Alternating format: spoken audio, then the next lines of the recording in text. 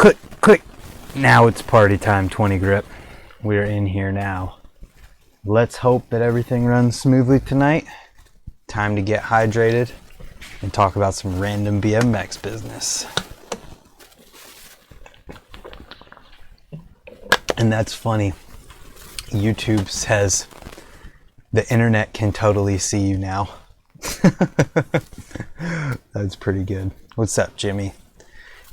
We're just hanging out today.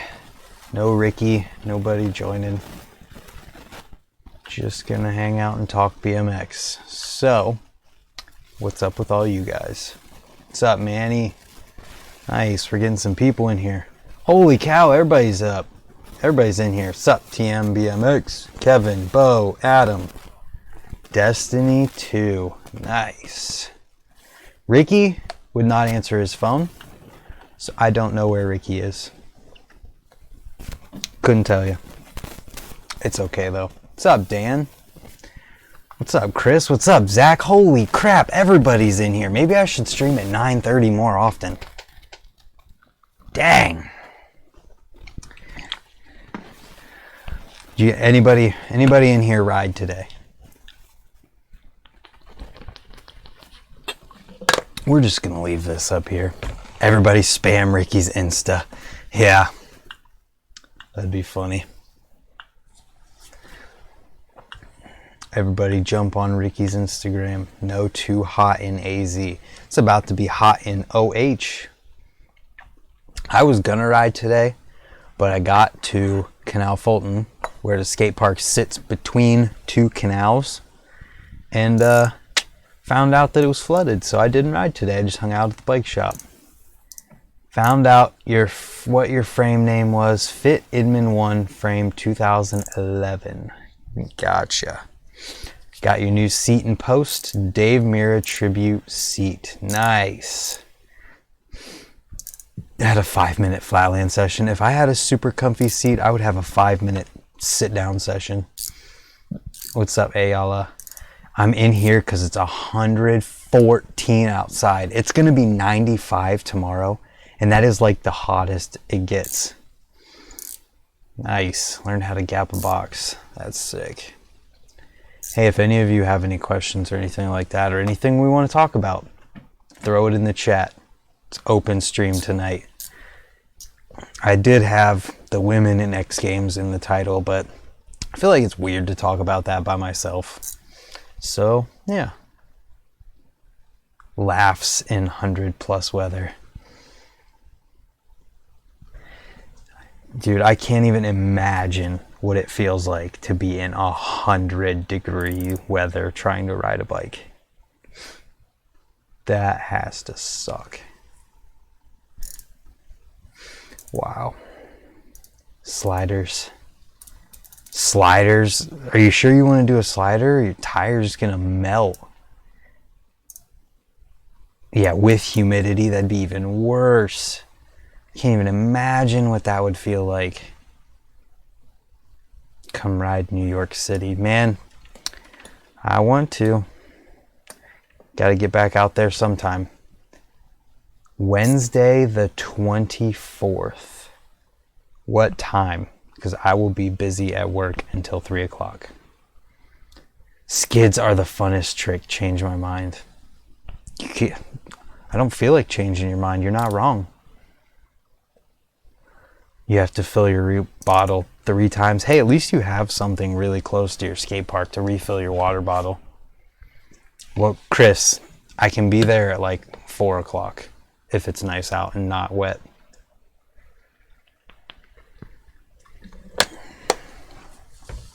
At our skate park, we've got there's a well across the street now. I haven't tested the water out yet, but I don't know if I'd like to drink out of a well in the middle of the city or not.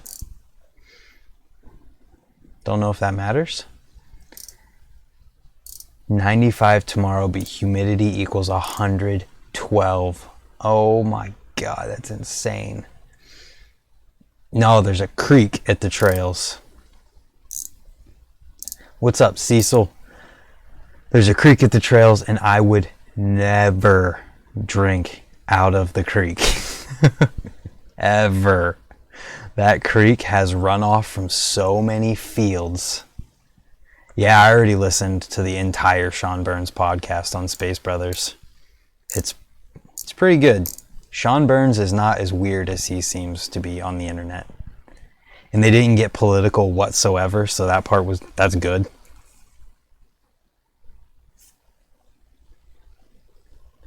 $80 here tomorrow in SoCal. I need to come to California.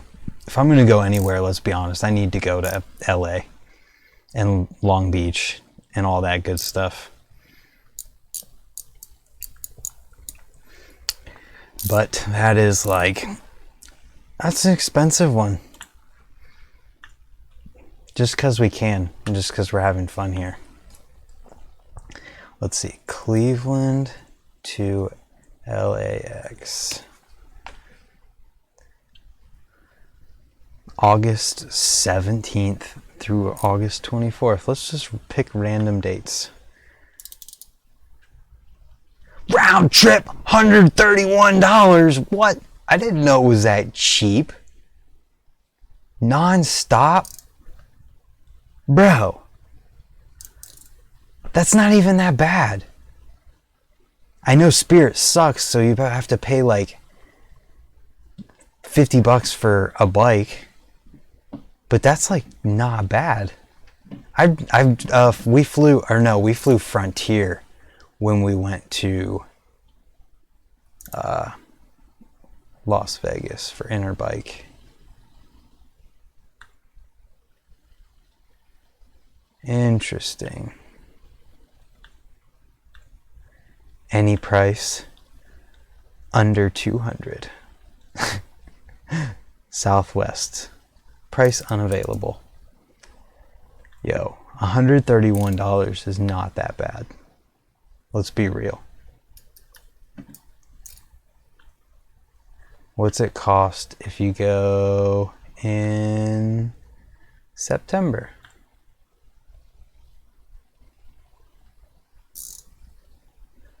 $16th? No. 16th, nope. October? Hotels, yeah, okay, so let's see. Let's just do the whole thing. Let's just plan a trip right now, but not actually do it, because I can't afford it. Hotels in LA. Los Angeles.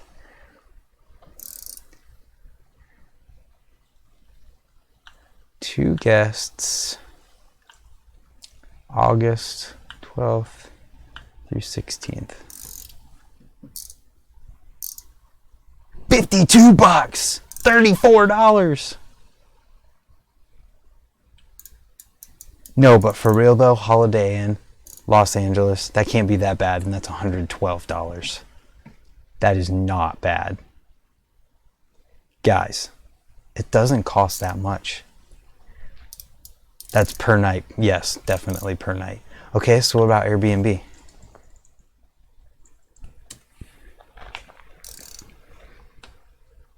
I can't see it.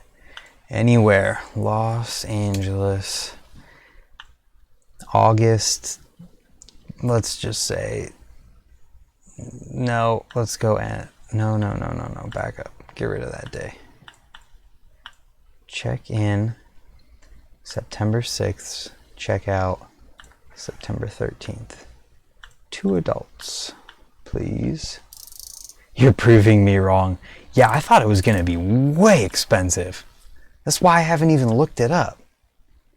It wasn't even that much. I don't care about this.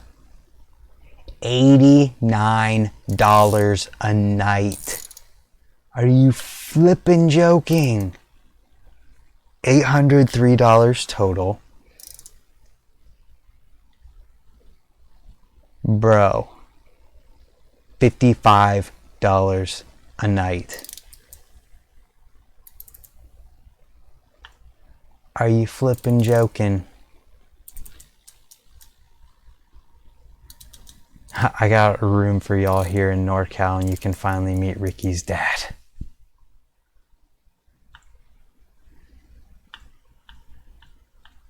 Yo, it might be time to plan a LA trip if it's really gonna be this freaking cheap. $500 for a room, $131 round trip. Dude, that's insanity. That's it.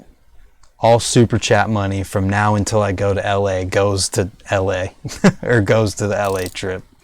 Because holy crap.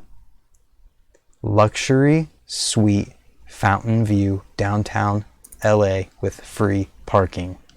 That sounds pretty good. It is. It's in the hood. I don't know if I want to be in the hood. 4 guests. Bedroom, living room. Oh my god, just looking at this it has a sauna, a basketball court. What? Bruh.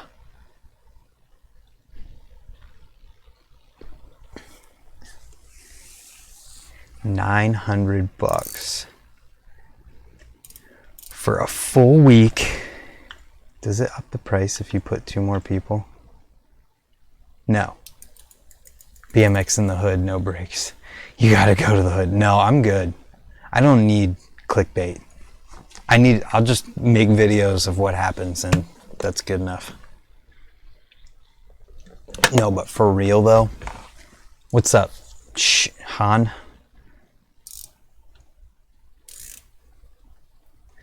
What's up, the 15,000 subscriber challenge with no content? Does John Hicks even ride anymore? I don't know. Alright guys, this could happen. A full week in downtown LA for $900.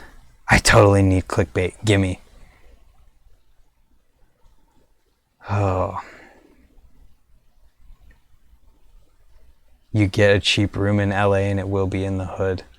Well, this shows you on a map where it's at. Is this the hood? Does anyone know? It looks like it's smack dab in the center. Where's San Diego at?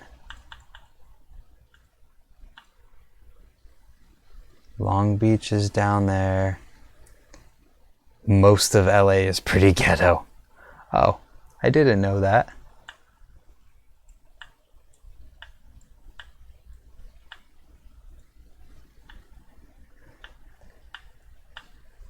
Oh, hey, there it is. Is San Diego the place to go? And then you go to LA for a couple days? Or a day?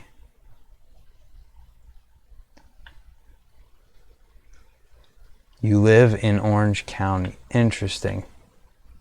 Bro, how cool would it be to plan a trip for real on a live stream and actually do it? Long Beach and head into LA. Gotcha. So we want... Yeah, that sounds probably better. Because Long Beach is close to everything.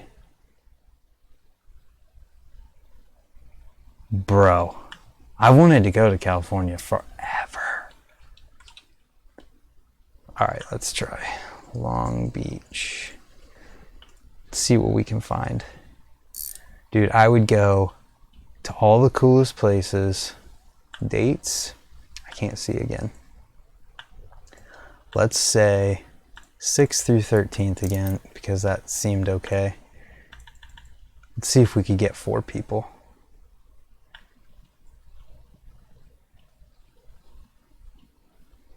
Ooh, this one, it's a little bit more. 116 a night, 103 a night, 77 a night. Bruh.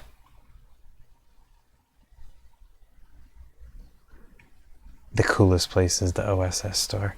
$63 a night. 0 beds. Oh.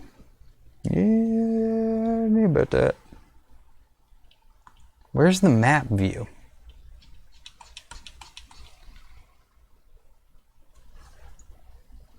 I'm not, Stoney, I'm not planning. Stoney, If you're watching this right now, get on Skype and add me and let's chat. $150 a night costs more than a hotel, though. I mean, it would be better to have a whole place, though, I guess. What's your question? 15,000.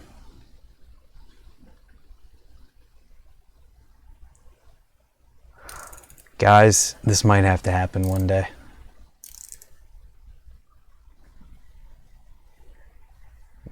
All super chat money from here till the California trip goes towards the California trip. For real, because this is sick. It is the Sunday 2020 BMX any good? Well, it depends on which one you get. And 4 people going would definitely make it not as bad. If we could get somewhere that's not super insane expensive, your iPad definitely can Skype. You just have to download it. $1,000. That's $250 a person. I'm just saying, everything is gonna go towards that till it happens, because that needs to happen. The Blueprint 20-inch. It shouldn't be terrible. So there's 2 queen beds and a sofa bed. Where is this? In Long Beach. I want to go. I want to go so bad. Oh my God. That would be amazing. I hope we can get Stoney on here. It's got a dryer, but no washer. And iron. It's perfect.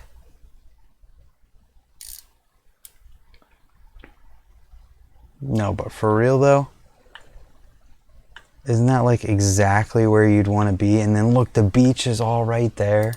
Get your sponsor. I don't have any sponsors that would send me anywhere. Kevin Jackson, you sent one of the new sticker things. Thank you. That first 99 cents. We're almost there. Look who's calling me. Are you watching me right now? Okay. Yeah, I'm literally going through Airbnb looking for places to stay in California and Long Beach. I was like, I wonder how much, wait, actually I should put it on speaker. I was like, I wonder how much it would cost to go to California. And then I find out it's not as expensive as you would think. No, it's super. The problem, everyone, are you on live right now and they can hear me? Yes, they can hear you right now. The problem is you always get this hearsay shit, and it's usually those people that bitch and complain. Like, oh, this shit's expensive. Oh, that's expensive. Don't go there. And then usually the people on the East Coast blame everybody on the West Coast that it's super expensive, when it's not. And then you get the West Coasters where they're just like, yeah, man, it's probably super expensive over there and bad, which they're fucking 100% right. Like, the East Coast is super expensive. The West Coast is cheap and it's slow over there. Everybody on the East Coast is super expensive and fast. You're going to go to Long Beach, right? This is where I was looking at. Look, so they got the Martin Luther King Boulevard, like skate park. Yeah. You know, the one that says like Long Beach on there? Yeah. Look for an Airbnb that's like right around there, and then, because that skate park's like 4 blocks away from the ocean. Ooh. And I was going to move there in 2010, and for a 2-bedroom apartment on that street was only $800 a month. Are you serious? Yeah, it ain't that fucking much, and it was 3 blocks or 2 blocks away from the ocean. So it's just like, you just have to search and look. And obviously everybody in the world doesn't want to live on Martin Luther King Boulevard because it's, you know, oh, well, that's like the most ghetto. Well, the best way to live anywhere in a big city is you live like a couple blocks from the ghetto. So you're not in the ghetto, but you're part of the ghetto, so you get ghetto prices. Yeah. And also, since you kind of live near the ghetto, you don't get messed with because you're part of the ghetto. And everywhere I've ever moved, so Las Vegas, I did it in Vegas. I did it in Phoenix, Arizona, when I went to Mesa. And then when I was going to live in L.A., and then when I was in Portland, I did it too. I just go to Martin Luther King and then move a block away from that, and then the rent or wherever you go is super cheap. Huh. That's like the best way. That's like the BMX way. How about I put it that way? If you want everything fucking cheap, just look for Martin Luther King and then go a few blocks. Dude, the Airbnb that I'm looking at is literally. Let me see. Let me see if I can find. Oh my God, it's so close. Oh God. How much? $1,000 for a whole week. So that's $200 a day, or no? That's even cheaper. No, it's way cheaper than that. 100 and what? 16. 7. How much? 116 a night, and then it's got a bunch of like random fees and crap in there. Yeah. What's Well, then you gotta. Are you guys flying or driving? It'd be flying. Then your tickets can't be that much either a piece, right? Spirit Airlines, I found some round trip. They were $130. Yeah. Dude, I'm seriously considering planning something like this out. It's not bad. No, it's not. If I would have known, dude, that's so crazy. Fuck New Jersey, you would have went that way. Well, no, it was still better to go to New Jersey, but like, just knowing that I could actually potentially afford this. Also, Chris, thank you for that sticker thing. I told the chat, all super chats going forward till the California trip. Go towards the California trip. Oh, yeah, cool. You're supposed to get a fucking camera. I'm gonna. I was looking them up. You're gonna? I was looking them up. We're on 2 months of that. I'm not letting that shit go until I see a new one. I'm working on it. I really am. I was looking on Prime Day, but everything looked like it sucked. So I was like, screw this. I'm just going to buy one off Craigslist. Oh, okay. Yeah, man. That's what I've always said about BMX, is you just have to go. Right. Like, you can't think about it or do not. I've probably quit 20 jobs in my life to just go and ride my BMX bike for the weekend or for a week. It was definitely not responsible, but hey, whatever. From 17 till I was 24, it was the best ride ever. That was a good 7 years. Right. Do you have somebody else on there with you? No, Stoney, old fat guy dude. He was checking to see if he could get Skype on his iPad. Oh, hell yeah. Because he was in the chat. 11. There was 19 a little bit ago. It's crazy. Hell yeah. It's good. I noticed a lot of new people coming on too. Yeah. Bunch of new people. When you called me, I was trying to get set up to get a laptop. Oh, nice. And that's just it's such a pain in the ass trying to get one of those. You just gotta shop. Yeah, if you're not buying a MacBook, it's so hard because there's so many other options for Windows stuff. Right, there's hundreds of options. I just want an MSI gaming laptop. Even there you have like probably 10 options.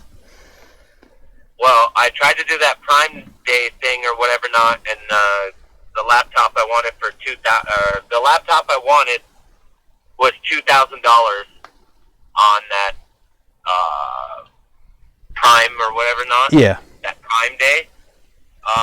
They lowered it down to like 15 something. Mm-hmm.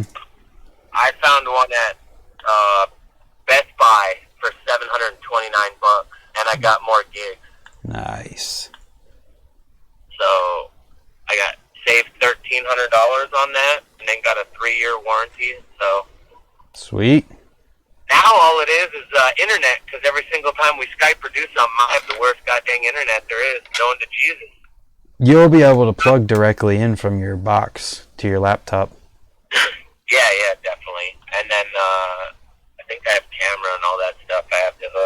Yep. It's just a pain in the ass how technology is. It just makes me laugh with my age, and it's just like, I shouldn't feel this way. You know what's funny, though?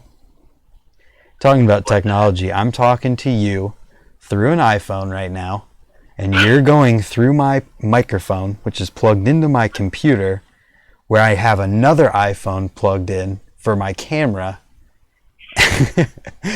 It's all going through the internet to be watched on YouTube with the green screen and all this. It's really crazy, like, with how many people are starting to do podcasts and how many people, well, there isn't too many people there. I don't really think there's anyone doing live. No, no one's doing live. Except for you, and, well, I could say us because I'm on this thing with you all the time, but it's funny with how the hardest thing is taking the step to do this. Like, that's the hardest part. Yeah. Is just being like, all right, I'm going to take the step, I'm going to do this, I'll invest a few bucks, and then I just want to hang out with some people. And it's always great to come on here, and then we see the same people, but then there's some sprinkled in new people. And it's funny how we're all interested in one topic, and that one topic's the kid's bike.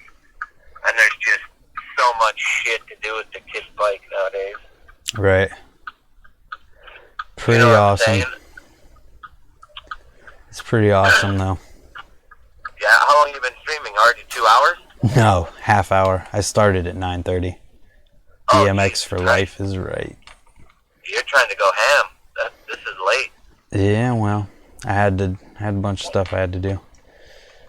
Yeah, me too. I would have jumped on with you, but I had to download everything onto the computer and get it all set up. And then now I'm driving on the highway, and where I stay is on the border between New York City and then New Jersey, and there's a bridge called the George Washington Bridge. $20, baby.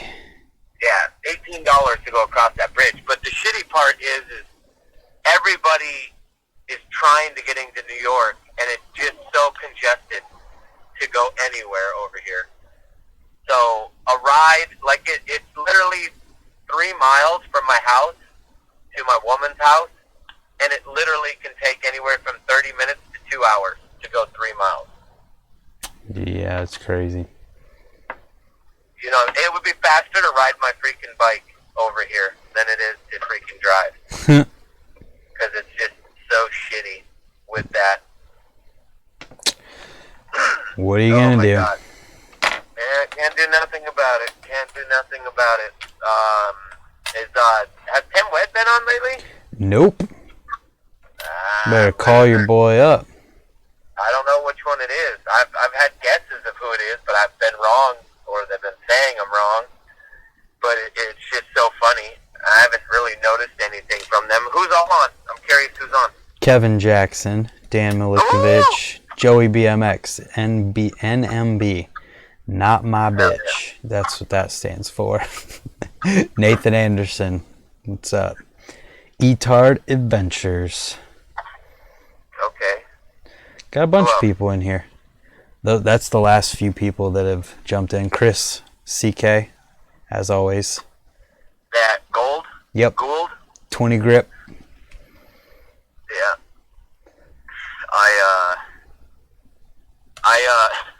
Here's my old man rant. Are you ready for this? Yep. This is my old man rant. I had a couple kids DM me today and tell me that I suck ass at riding BMX. Now, I'm pretty good at criticism, but the shitty part is when you get attacked a few times, it's really tough. And obviously, it's not that I deserve it, but it's going to happen because I have 50,000 followers. Yeah. And then a bigger number. So kids look at it like, oh, you're just some dude that has all these numbers, but you suck. What's up, Dan? Like they put you on a pedestal that I'm supposed to be better than what they think is better. Like when kids compare things, they compare it to what pros they like, and then they compare you to that, and then they base that information off of how you ride. Where it's like, well, I'm not a top tier pro BMXer or whatever. Not. I'm sponsored, but Yeah. And so, like, these little kids, it's so hard for me not to get tilted from them or upset when they just tell me I suck dick. Like, it's like the worst thing in the world. Isn't it amazing how much confidence these little kids have for just messaging some random person on the internet?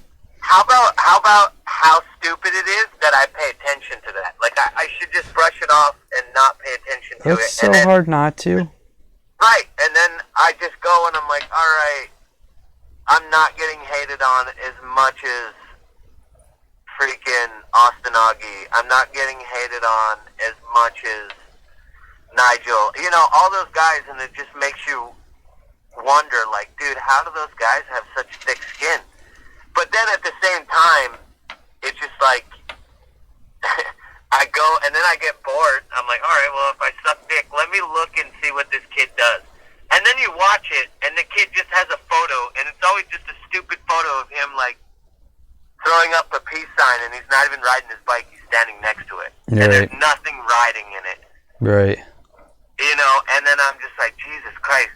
Like, obviously, I can't just have a BMX clip that's amazing and everyone's stoked on it every single time.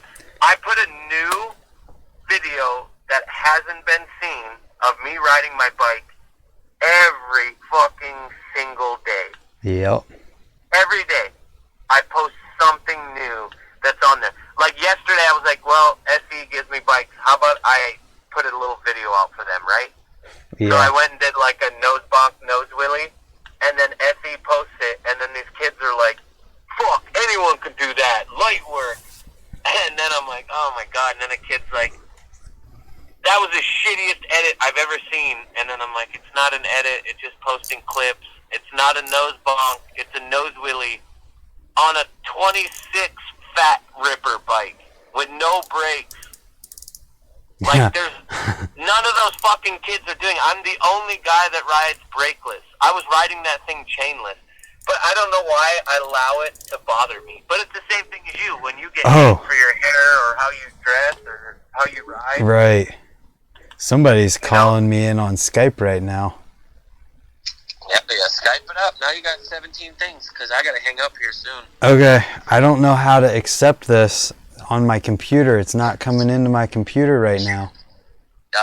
Well, the next time that we get one this Sunday, we got to talk about the ins and outs of dealing with the DMs, because I won't screenshot and show the people like what I get, but you know, since I run the Merit Warehouse one and sometimes the Merit BMX one, and we have emails, just the things kids email and the kids DM, it's getting tough. Like, the new trend for kids is how many likes so I can get at whatever for free. That's the new thing. So I get those emails and those DMs constantly. Right. Oh, it's frustrating. But it happens. Yeah. Everybody have a good night. I thought I'd chime in. Actually, I didn't know you were on live. I was just gonna talk with you and tell you I'm sorry I missed your phone call, but right. I was getting set up for some playing time. So I guess I'll talk to you when I talk to you. Good luck on finding that Airbnb. And everybody else that's on there, if you all didn't leave, did all 11 of them leave because my voice is No, they're here. But one person said something that will make you feel a little better. What's that? All those kids that are hating on you, they're the ones that are still buying Merit parts. So it's okay. Well, you know what makes me feel even better? What? Is some kids like, hey, you ride like Chris Kyle. And then I was like, oh, thanks for the compliment. And then they tagged me in his new video that he did today. And I noticed he went to a cassette, and he does like a lot of spins now and a lot of weird stuff, which stokes me out. And then I looked a little bit closer, and then I started laughing. I was like, well, I guess me and Chris Kyle must have a lot in common, because my signature frame was called the Freedom Frame, too. Oh, yeah. That's funny. I love it. All right, marijuana. I'm out. All right, we'll see ya. Peace. And there goes Ricky. All right, let's give Stoney a call. Stoney called me while we were doing this. Here we go. Joining in with the OFG. I hope. He has to answer first. Wait. Oh, we did it. What's up? We done did it. How you doing, bud? Push the video button, man. Video. There you are. Perfect. All right, hold on. It's Stoney. Wait, hold on. I gotta get my headphones to work. Okay. There's got to be a way to do this. I don't know. Apple took away headphone jacks. I know, it's an old iPad. All right, I don't need that. What's going on, bud? I don't know. I just got off the phone with Ricky. I am a huge fan of Montana. No, okay. Hear this out. Okay, I'm a big fan of MontanaRicky, and the first time I saw him on your video, or one of your videos, he was doing a weekly segment, and he's just cursing left and right, F-bomb, F-bomb, F-bomb, and I'm like, man, why do you have to do that? Yeah. But now, I love everything about him. I love his writing. I love the way he busts your balls. Just had to throw that in there. He is such a personality. Like, he's video gold. You both are. Like, the chemistry between you two, I love it. Thank you. And Hey. Ricky's awesome. Just preaching the truth, man. It was funny how he just randomly like called me. But I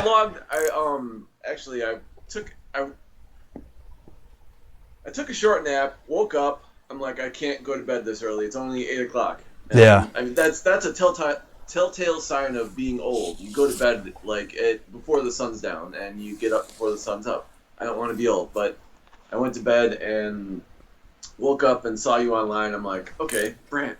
And in the back of my head, I'm like, something tells me he's gonna want to chat, and I don't know how to do it. So here I am. Let's chat. The floor is yours, brother. I'm psyched.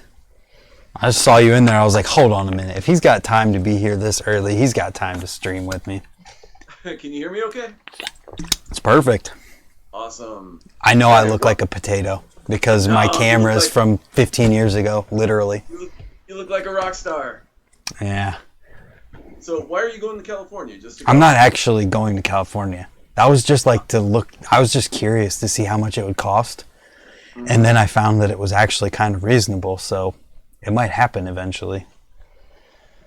We went to Huntington Beach last summer, I want to say, and on Huntington Beach Tuesdays, Eddie Fiola and Martin Aparejo do a meetup, and it's one of the coolest things ever because these are two of the biggest BMX legends ever, and anyone can just go hang out with them if they want to.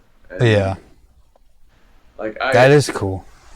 Like, who in your generation would be the Eddie Fiola and Martin Aparejo? Oh God, I wouldn't even know, honestly. I'd have to think about that. All right. Because I didn't have that until I like started kind of gaining a name, I guess. Because I only just rode with people. I didn't pay attention to who was popular or any of that. I'd have to think. I guess you could say Mike Aitken would probably, because he was huge when I was beginning to ride, but I just had no idea who he was or anything like that. Okay. So I'd say Mike Aitken would be the guy. And is there a opportunity where anyone could just show up and ride with him? I doubt it. But he had a different story though, because he had a similar situation to what happened with Scotty, where he had brain injury or something to do with head injury, and then he was paralyzed, I guess, too, and he's relearned how to ride and all that stuff. So kind of different. I guess somebody else said Scotty in the chat. It makes sense. Hold on. So, well, since we're talking legends, all right, Yeah, I'm going to throw this out there. Who would be on your Mount Rushmore of BMX? Ooh. Okay, so Mount Rushmore. Okay, can you define who the people that are on actual Mount Rushmore are to why they're there? On the actual Mount Rushmore? Yeah. Oh, goodness. They're the criteria for what I'm picking here. All right, I'm just gonna say the people who Well, they were the founding fathers of America, so who would you see as the most important founding fathers of BMX that you would put up there? One of them is a person who we guaranteed don't know who it is, because that would be the first person who started to like jump a bicycle. Mm-hmm. And we don't know who that is. So there's one blank face. There's an empty face. There's a blank face to represent all of the people and all of the dads out there who are jumping bikes, riding wheelies, doing all that crazy stuff that no one would ever know about because it happened before anyone got recognized. All right, hold on. I want your specifics. That's the one. That one blank face represents all of those people. Okay. 2, definitely Dave Mira. Okay. Because that would be from that era, and naturally. Whew, this is tough. Well, I hit you with it. You weren't expecting it, so. No, but it's a good question, and it's personal, so. I mean, you definitely have to say Dave Mira. There's a lot of people saying theirs. Chris Gold said Barb Harrow, Matt Hoffman, Dave Mira, Ryan Nyquist. That's a good lineup. That's a very good lineup. I'd say Hoffman has to be one of them. Mm-hmm. And then the last one. Man, that's tough. I mean, everything I've said is pretty dated at this point. Mm-hmm. So I'd have to pick a modern person. But I don't even know who I'd pick that would be modern. This is a really hard question. What are you rubbing on your face? Is that this is a park tool wrench. Okay. You know how people like, I'm pointing and all that helps people think? It's just tough. Because I don't like know as much as I should. Well, you filled 2 of the spots with actual people. One is kind of open-ended. Yes. And your last one is... Oh my God, I have to think. Who is at the very top of BMX right now? Right now? Oh, goodness. Garrett. Garrett Reynolds? I guess. Okay. Because he's been the best forever, and he won park contests too. Mm-hmm. That's a good choice. But he's also not exactly a Mount Rushmore contender, you know? Like, he's not like he didn't change BMX. He just raised the bar. Well, that is changing BMX. That's evolution. Not in the same way, though. Not in the same way as Hoffman and Mira, you know? Okay, so would you like to replace him? I feel like it's too hard. See, you thought you were just going to chat with some old fat guy. Here I am challenging your brain, coming right at you, and I stumped you a little bit. You did stump me, but I just want it to be good. Do you have yours already?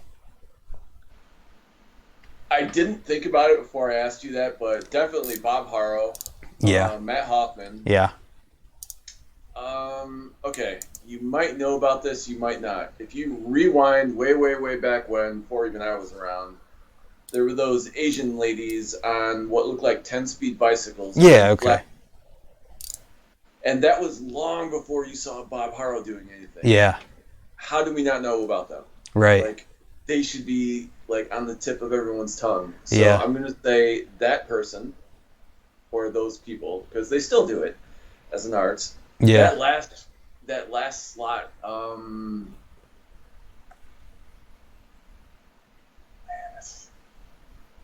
it'd have to be somebody flatland. I got mine. All right. While I'm processing, what is it? Van Homan. Van Homan? Yeah. Okay. Van Homan's someone I actually knew of. And wait, you rode with him, didn't you? No, I met him at the wheel mill. Okay. But he wasn't riding. He was just hanging out because he was running the contest, the uncovered contest there the next day. So, yeah. All right. Van Homan, All right, Mira, Hoffman, and then the faceless representation of everyone who has been underrepresented. All right. You might... This is up for debate, but I'm going to go with it. Bill Allen, who played Crew Jones in the movie Rad. Oh. How many people did he get on a BMX That's bike? fair. That's a good one. I'll go with that one. That's a really good one. Man, I'm a little self-conscious here because I'm filling MontanaRicky's shoes. What? No. This isn't... No, it's not filling his shoes. This is the whole point of this, to just do this with other random people anytime. All right, cool. So what else you want to talk... Oh! Did you discuss the XGames women freestyle? I had titled the stream that because I was going to, but then I was like, I feel like it's kind of weird to talk about that by myself. I see. And I was like, I don't know if I want to talk about that while I'm sitting here by myself. And like, I sent Nina a message on Instagram and hadn't heard back, so I didn't know. I was still like on the fence. But we can talk about it since we can bounce stuff back and forth now. Well, it's kind of cut and dry. They absolutely deserve it. You can't look at someone like Hannah Roberts and think that person is not on top of her BMX game. You know? Like, I can see where some of the arguments... Oh, someone said he didn't finish his list. He did finish his list. He said Bob Harrow, Matt Hoffman, Bill Allen, and then what was the fourth? The lady who rides the ladies. There you go. Anyways, like, I can see where where someone might be coming from and where people are coming from when they say it's a money thing and they don't think that it'll bring in people or pay for itself or whatever.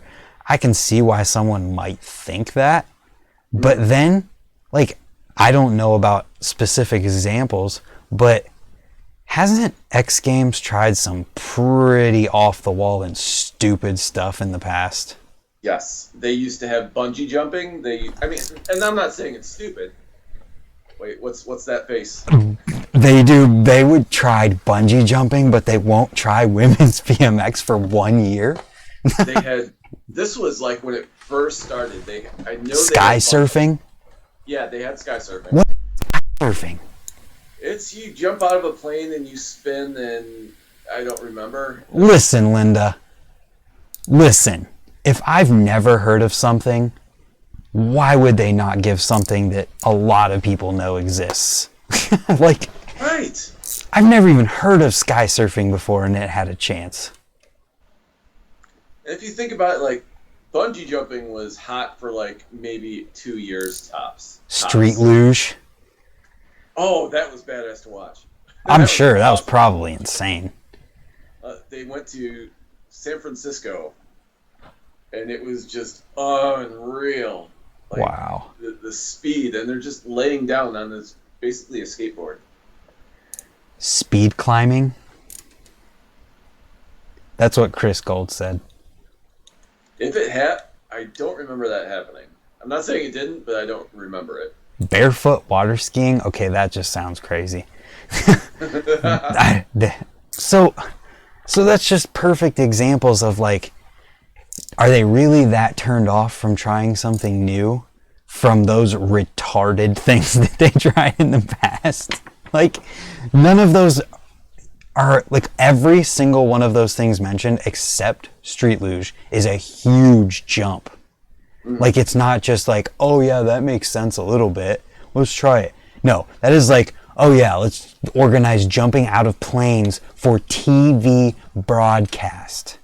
Right. Like, that is probably so much work. And yet, they're not like, oh yeah, we can let these girls have 20 minutes.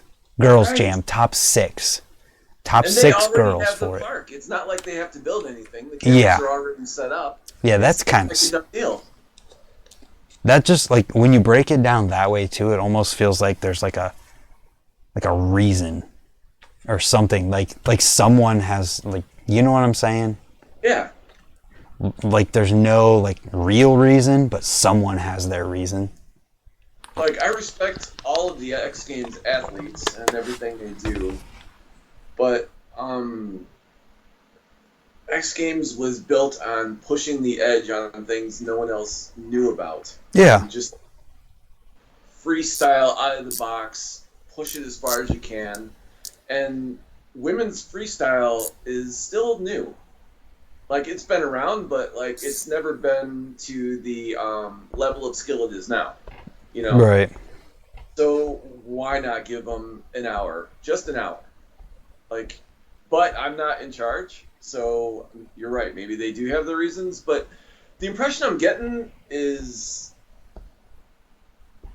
have you ever gone to a town and saw a skate park that was just clear as day? That was designed by someone who has never touched a skateboard or a bike or Oh, yeah, yeah. That's what I think the X Games is turning into. Yeah. Like, it's all the wow factor. You know what's hilarious about that? What's that? That is exactly what everyone was scared about with the UCI in the Olympics. Mm-hmm. Everyone was complaining and whining about that. And now, that's what you're saying it feels like for X Games. How funny. Like, and also, like, I was talking, and I don't want to say his name just in case, I'll tell you offline. Yeah. Just in case he gets a shot. I don't want to sabotage it for him, but Yeah. this kid has all the skill in the world. I already know who you're talking about, but anyways. I'm sure you do. And he pushes the envelope as far as it can be pushed. And we were talking over the weekend, and I'm like, it's interesting to me to watch people's careers grow. And he has the whole human highlight reel thing going on. Like, if he's there, you're gonna. He's one event away from a powder keg explosion happening for his name. Yes, and he's not good enough. And I'm like, where is the disconnect? And he's like, it's invitation only. I'm like, well, what about the Idaho tryouts they have, where you can just show up and ride? He's like, no, that's invitation only too. I didn't know that. Yeah, I don't know. And that's the other funny thing where you compare that to UCI FIS and the Olympics.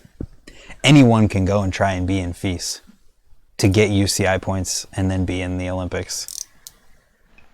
Anyone can make an attempt at it, but they can't for X Games. Well, it just comes off to me like it's no longer freestyle.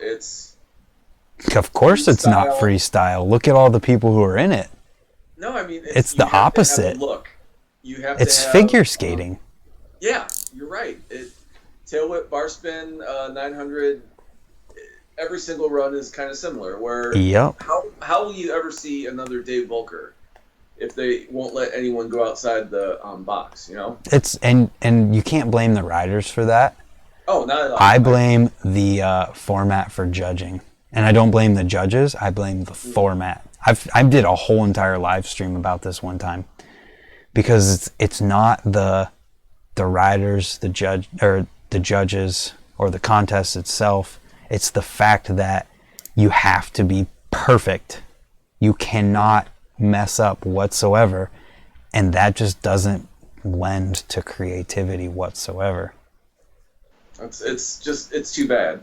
It sucks. They have this amazing platform for these athletes who are risking their lives to show what they can do, and it's just, I don't know. I just feel like the whole thing is everyone's getting shortchanged. Yeah. From the performers to the fans, there's something out there that can be done to make it better, and this just kind of stopped evolving, you know? Yep, and unfortunately, I don't see the dude riders standing up the same way the girl riders are. I don't think it'll happen. I don't think it will. Mm-mm. It's too big of a paycheck for one, and they're not making enough money outside of it. Mm-hmm. So, I mean, I can't say I would. The only way I would even consider it is if I was making way more than enough money and I didn't need that chance at like 50 grand, you know? Mm-hmm. Somebody said XGames is a Disney-sized BMX show. It's a show business. They don't really care about the sports. It's about making that dollar. Hard truth at the end of the day. Legit. That's truth. Pretty much what it is. And it's unfortunate. Well, let me ask you this. What do you think of the Nitro Circus guys, though? I think it's sick.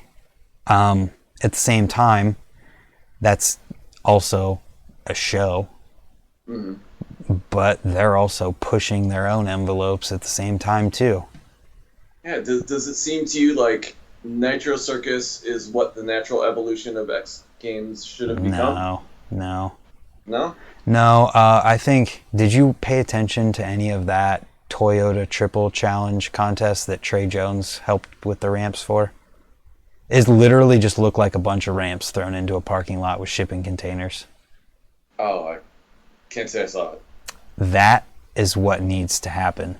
There needs to be something similar to that. And it's like the old style X Games where they literally just like put together a course in a flat parking lot, and it had street, it had park, it had box jump type stuff, to where they just like set everyone loose on the same course. Yeah. And like did it that way. And then, I mean, then you say, how do you judge that? Putting people against each other. But at the same time, that's where you get good judges, people who've been there. If how to judge it is your worst problem, you're going to have a good contest. Like, yeah. It's going to be a great event. Yeah. And like back in and this is the old person in me coming out, back in the day, we'll just use Ron Wilkerson's Two Hip series for example. They went to New York, I don't remember where in New York, but they just brought a bunch of ramps, threw them on the street, didn't get any permits, and they threw one of the dopest contests ever. Yeah. What was it? Anyway, but like, and Matt Hoffman, he used to have the Bicycle Stunts Contest series, where they just go to a park and you ride, and like everyone just competes against each other and has fun, and I mean, yeah, they're competing, but like they were allowed to pedal. They were allowed to wear whatever they wanted. It was freestyle. And yeah. That's what I would love to see in the X Games again. Or just in general. What's that? Or just in general. Mm-hmm. Okay, so going back to the women. Yeah, right. Tailed off. Oh, okay, wait. Keep your thought. Okay. Don't lose it.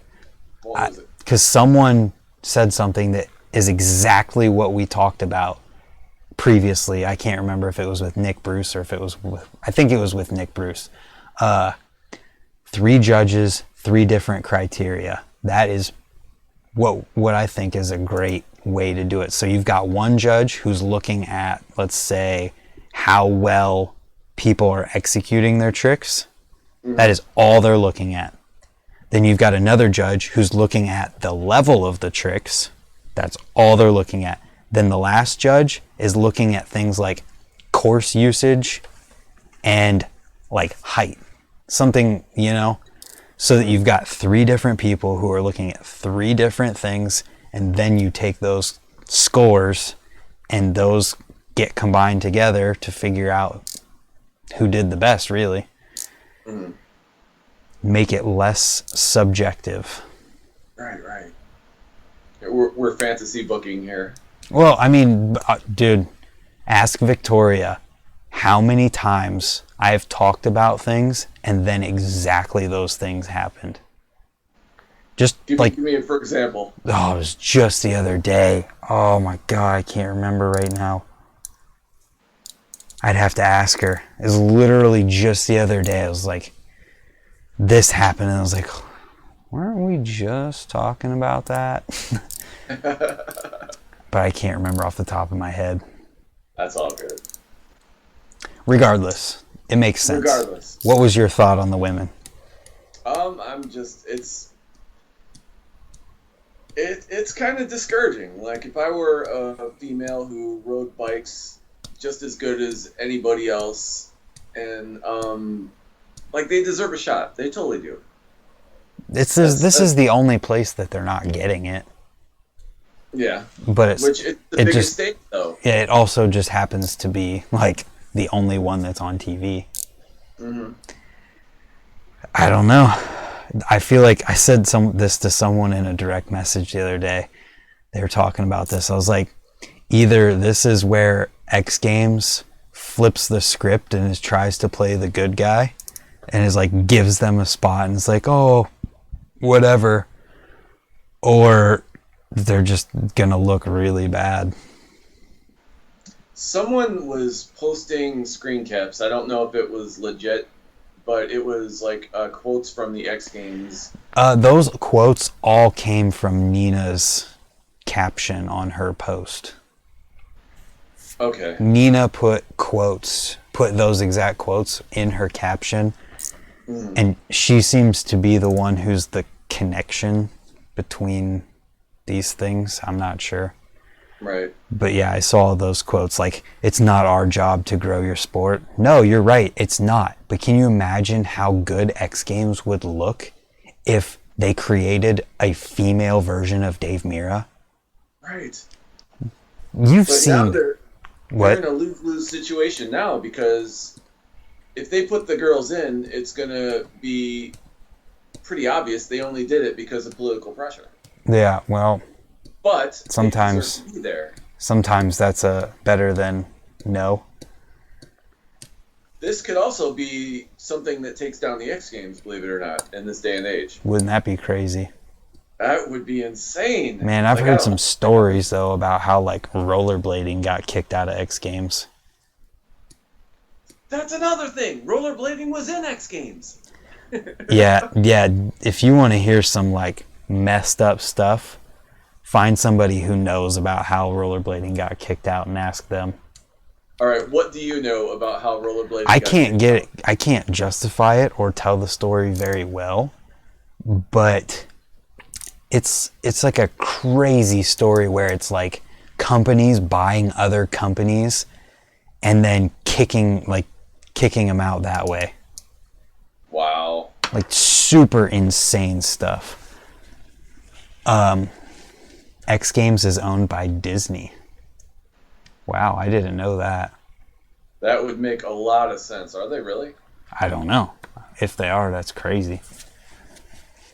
Regardless, the women are in. It's just kind of like everyone looks this, like everyone has just the same look about them. As far as like their style goes? No, just like looking at them on the street. Everyone looks Oh. Yeah. Like they are going, and I get it, it's business. They're going for the marketable types. But like, who's that appealing to other than like, I don't know. Well, who is that appealing to? Have you watched the Ryan Williams? I will watch Ryan Williams. Okay, we've got an answer for Disney. Okay, go ahead. Disney owns ESPN. ESPN does X Games. Okay. There you go. Yeah, there you go. Either way. So Ryan Williams, what? Oh, I will watch that kid eat a bowl of cereal.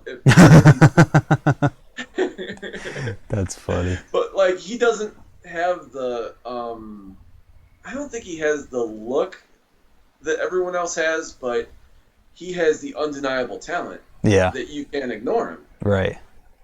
Now, let's say a female rider came along and just, I don't know what she could do to be the equivalent, but that's what it's going to take, I think. Be a character, not just be a rider. Like, there needs to be a personality there too. Yeah. There's no one has the personality right now. There's literally not one single person who's like in X Games or any of that who's like brings that same persona to the table.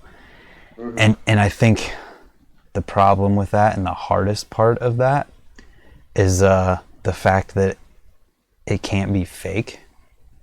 Mm-hmm. Like Dave Mirra being Dave Mirra was like, I've heard stories about being mad about losing, like throwing helmets or whatever and just being pissed off because he didn't win. Like, that's the personality that helps make you like Dave Mirra. Yeah. And there's not competitive edge. Yeah, and that like doesn't really exist. It might But I don't know.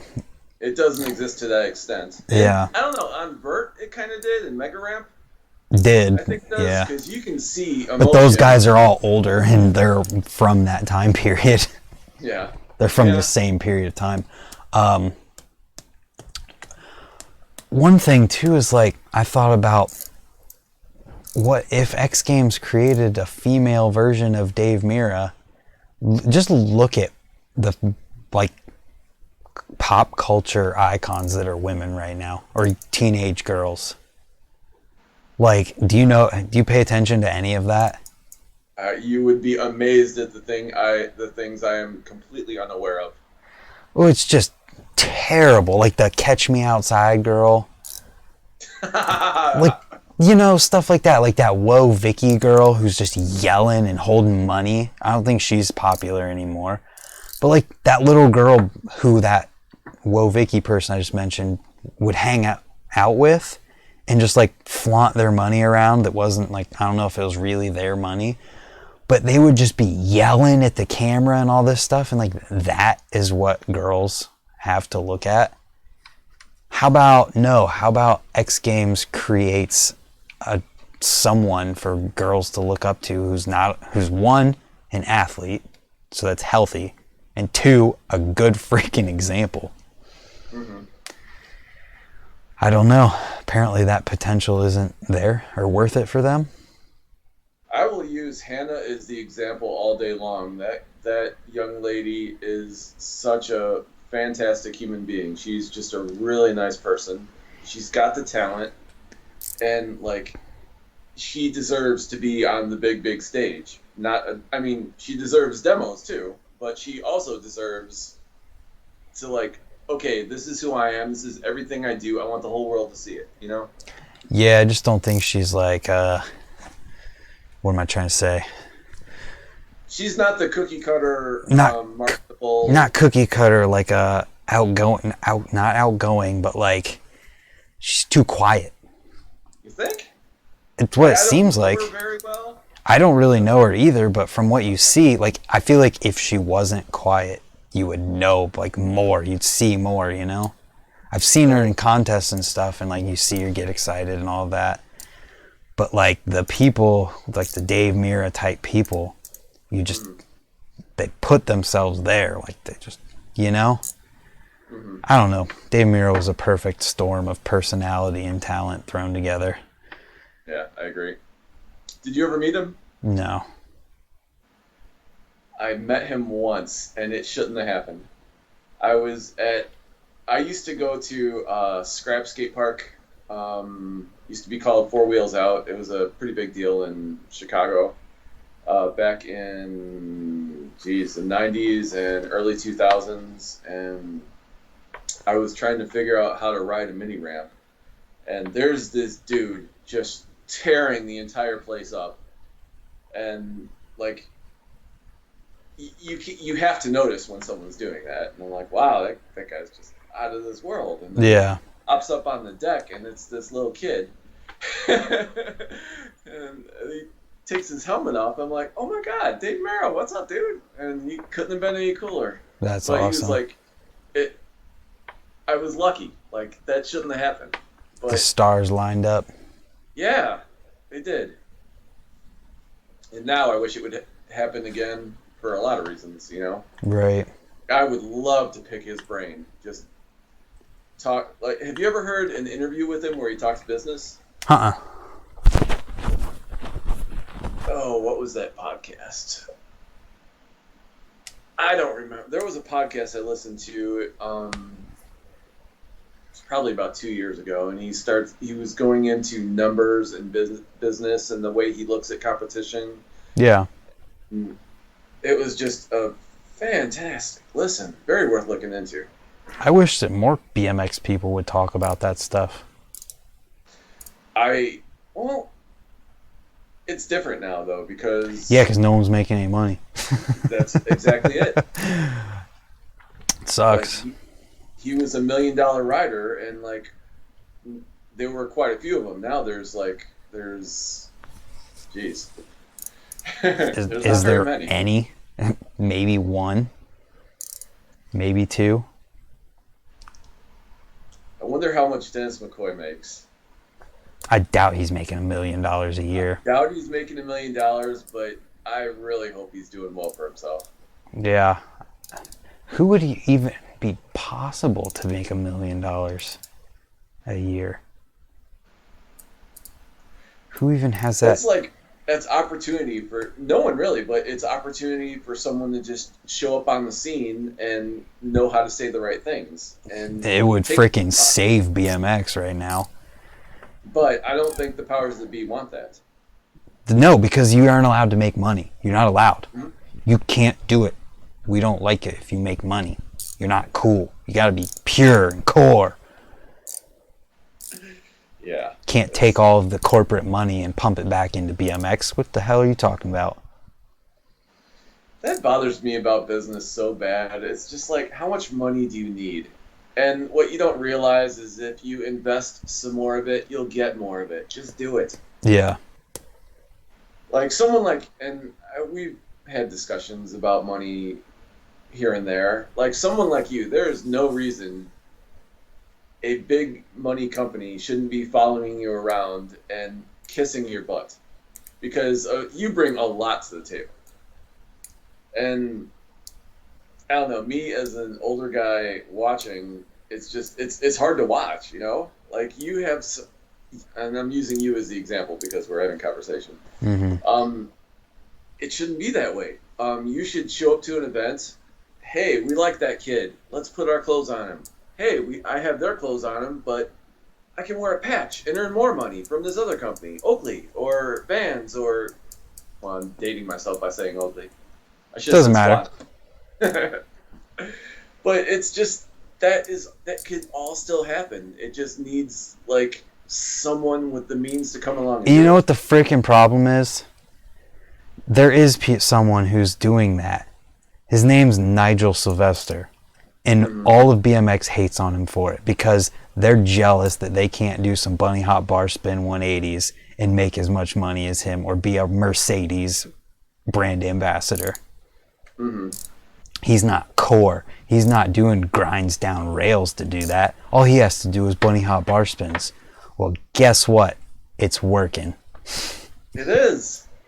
There's something about BMX where the collective can't be happy for someone for some reason. No. And I don't understand. Or no, they can be, but it has to be the golden child of BMX that is chosen, the chosen one. Like, absolutely nothing against Dennis Anderson because he's a freaking god on a bicycle, but he's also a chosen one. If Dennis Anderson was in Nigel Sylvester's shoes, clearly he would be doing things differently. He probably wouldn't be doing only certain tricks, or that's not all you'd see from him. But BMX would totally, like, even if he was, BMX would be like, good for you. That's all you had to do that. Good for you. Mm-hmm. But because it's this, you know what I'm saying? Oh, yeah.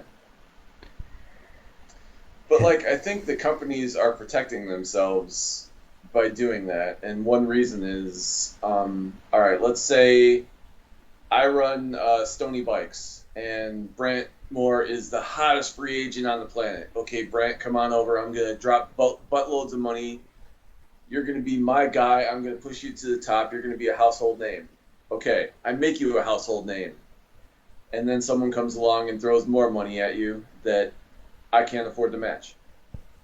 Mm-hmm. So everything I did building your career is just in the garbage can now.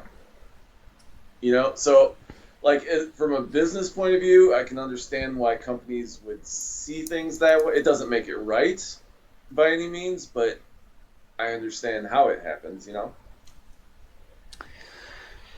I don't know. That's a pretty ass backwards way to look at things when you could say, okay, I was taking this much money and putting it into this superstar that I built up. That means now I can take all of that money, split it up, and potentially build this many more superstars because that person's no doubt, if they're a superstar, they're bringing in money, or they were bringing in money at the same time. I don't know. Let's use Vince McMahon, same thing. Way back in the day, wrestlers would go to different territories, and the promoters would build them up and make them their guy. Yeah. And then at some point, another promoter with more money would come along and just basically, okay, you work for me now. This is how things are. Okay, what about the other guy? Sorry about your luck. So now, if you notice, World Wrestling Entertainment does not promote the wrestlers, they promote the brand. And that's kind of what BMX is doing. That way, they're protecting themselves. That does make sense, because it's mostly the only reason, like, currently, obviously there's reasons for this, but currently, like, on the BMX Instagram, it was the Our BMX, but now it's just the BMX. It's hard Almost to made me spit out water. Yeah, it's hard to like it's hard to convey what you actually mean by that. But you'll notice that unless they're posting just some random thing that's amazing, a lot of what they're posting is this company's blank name. Like, this is this company's blank person or whatever. It's a lot of their sponsored companies that sponsor them, or whatever you want to call that they're posting. And that's kind of what you're saying. They're promoting the company, and then whichever rider happens to be tagged along with that company is who they're posting with it. And that way, and also if that rider leaves, they can replace them, and it's business as usual. There's no way to grow BMX like that. No, I agree. I completely agree. I'm on your side. That's what's happening. It sucks. Or that's how I see it happening. It sucks. I said this the other stream with Ricky. BMX totally missed the boat with vlogging. Completely. And YouTube in general. Because if BMX didn't hate on vlogging, there could be all of these BMX vloggers right now getting paid by YouTube.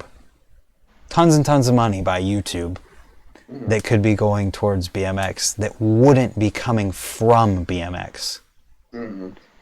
That's the thing that no one makes the connection about. Yeah, we're going to hate on this, but we're hating on something that the money isn't coming from our own sport. It's coming from the outside. And it missed the boat because it could have taken total advantage of it. I agree. And also, like, it's not too late. No. You know? Like, it can still happen. It's just harder now on YouTube than it was. All right, let me shift gears a little bit. Let's shift them. Hey, I have a standard. I'm used to that now. I like it. I freaking hate it. Really? I'm currently hoping to go look at an automatic tomorrow. Okay. Anyways, all right. So with the X Games how it is, and the format that they have, who do you see that's out there that's not currently in the X Games that fits the mold that will be there? like that's going to be there? That you think will end up there at some point? Well, no doubt. I mean, this is changing literally this year, but Marcus Christopher, because he won the Idaho qualifier thing. Yeah. Okay. He was someone he was already at the level of all of those riders, but for whatever reason he didn't get in yet. And now he earned his spot by qualifying, so he's going to be there. What about someone who's not on the big stage yet? Someone who's still like on the cusp of breaking out into becoming a household name as far as BMX goes. I mean, should I say it? Should I reveal who you were talking about earlier?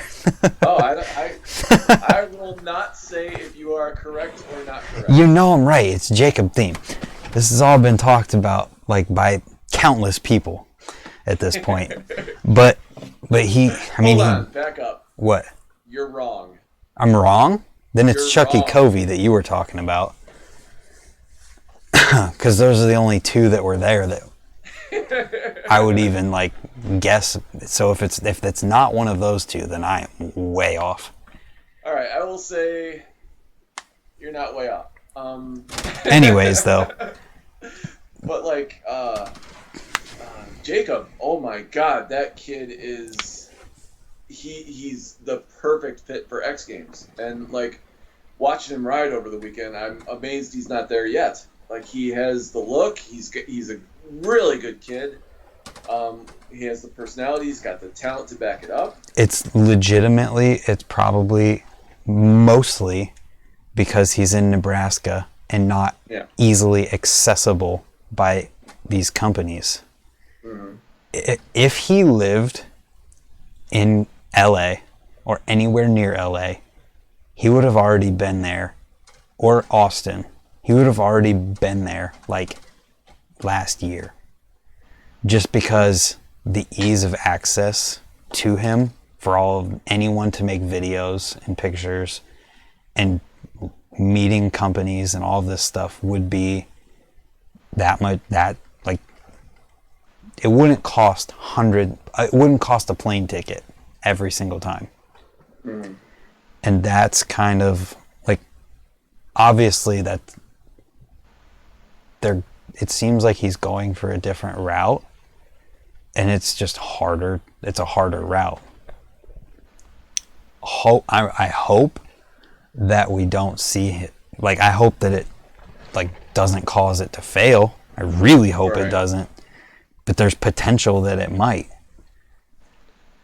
That's a time will tell thing. It's also, well, I mean, and he seems like he's kind of making it happen for himself too. Yeah. Like, he's footing the bill. He's footing the bill with probably, or at least somebody around him got him to Poland or wherever he's at. Right. So, like, hopefully. That's like he's marketing himself like in such a fantastic way. But he's not making videos or anything like that either. No, he's not. I agree. He's not. He's got a. Maybe he's not doing it yet. I don't know his personal business, so I don't know what. I don't either. All I can say is what I see. And posting some clips on Instagram definitely can work, but it's also putting yourself in the pool that you're jumping into on Instagram is so big that it makes it harder. If you make an actual video, it's a little bit smaller. Then actually going to the contest like you just did is like the smallest pool you can get, besides living around everyone in the industry. So, well, since you brought his name up, I didn't. What do you think about Chucky Kobe in the X Games? I have an opinion on this, but I want to hear yours. The only way I could see that happening, there's two ways. One, Big Air, just because he's a sender, and it doesn't seem like, I mean, he's throwing insane tricks that he needs more than one try to do. Mm-hmm. So it's either that, and he sticks with what he's doing now and just doing tricks that take a little bit, but he can get it done, and when he does, it's totally insane. Or two, he tames it down just a tiny bit, enough to where he could put lines together in a park contest or in a dirt contest, rather than keeping it safe until the last jump and just sending it. He's consistently doing insane trick after insane trick that's not as insane as it would be. I feel like those are the only two ways that it makes sense in my head. Yeah. He could poop gold turds, and I don't think X Games would touch him, just because he's too gnarly, for lack of better words. What do you mean? He just goes out there and he puts everything into every jump. It's. Have you ever watched Dave Volker ride? No. Okay, he was. Look up some of his videos. He was one of the founding fathers of street riding, and he would just even though he had a helmet on, you could tell who was under that helmet by the way he rode, just because he had a style to him. And, like, other people had their own style, but there was only one Dave Volker. Yeah. And Chuck, I kind of see him the same way. And he's not like your cookie cutter rider. Yeah. Ouch. I wish I could do that. I used to be able to. Now, take that same rider and put him in Nitro Circus. I think he would flourish. I think. Oh, well, that's like It's apples and oranges. that's like trying to take me as a videographer and telling me to weld. And then putting me back in front of a computer. Right. But it does make sense. And I don't know, it kind of depends on what he wants and what his goals are. It's easier probably to get into Nitro Circus, but at the same time, how many Nitro Circus people that ride BMX can you name? I can't. That's the thing. I mean, you could become the best Nitro Circus rider, but if you're not there with our Willie, it doesn't matter. Mm-hmm. And that just comes down to what his motivations are and what he'd want. I think he just wants to smile and ride. Which is good. He's such a cool kid. And he's like so excited. He hasn't been beaten up by the industry riders. Or not industry riders, by the internet. BMX hasn't beaten him up yet. He's still a fresh face, you know? That's good. He still has that hunger. And I don't know, those are my two number one draft picks that I would love to see just people take attention to him and like, come on, here, take bundles of cash. Take more bundles of cash. Yeah. Yeah, unfortunately, I don't think we'll see anybody getting bundles of cash who isn't totally like living with the industry. You have to be there right now for things to happen. I've learned that. So every time I hear Ricky ragging on you about get out of Ohio. Yep. You can almost make a drinking game out of it. It's when the topic comes up, you could. Yeah. Just the banter between you two is fantastic. It's like when you guys were, and this is kind of changing the subject, kind of not. That's okay. When you guys were just riding at the park, and there was no story, it was just riding for the sake of riding and hanging out. Mm-hmm. I didn't want that to end. I just wanted to watch that forever because like the energy was translating. You guys were just having fun, and like he was doing the thing where he's hopping back and forth between two. The rails in the box. Yeah. And I'm like, I couldn't have loved that anymore. Like, just I don't know. It was cool. That's what I'm trying to say. He's not wrong, man. I definitely, but like, I also can't leave. Like, can't leave permanently. I couldn't move anywhere. It would just... I don't want to, like... It's hard to say this without it sounding bad. But I legitimately feel like the scene where I'm at would kind of fall apart if I moved away. Because at the trails, it's me and the guy who owns them that dig. Obviously, he's never going to stop digging, but an entire place all by yourself is hard to manage. Especially when it takes like hours and hours of mowing just to keep it mowed every week. So like, I'd feel I just couldn't do it. I couldn't leave him to that place by himself. And I guess what I've waited for is like trying to get to the point where I can make enough money elsewhere to where I can leave for like a month at a time. Or like for 2 months in the winter, whatever. Right. And not have to worry about things. and not have to leave here permanently. And I've sacrificed some potential maybe for that. I don't know. But at the same time, I almost feel like BMX doesn't want to give me anything. I have to do everything myself. You kind of do. It's if you don't, someone else will. Yeah, I'm okay with it. That's admirable, though. That's as good of an answer as you could have gave. That was it. Yeah, and like, there's a few people who ride around here that just like, I feel like might not ride as much if I wasn't here riding every other day to be there to ride with.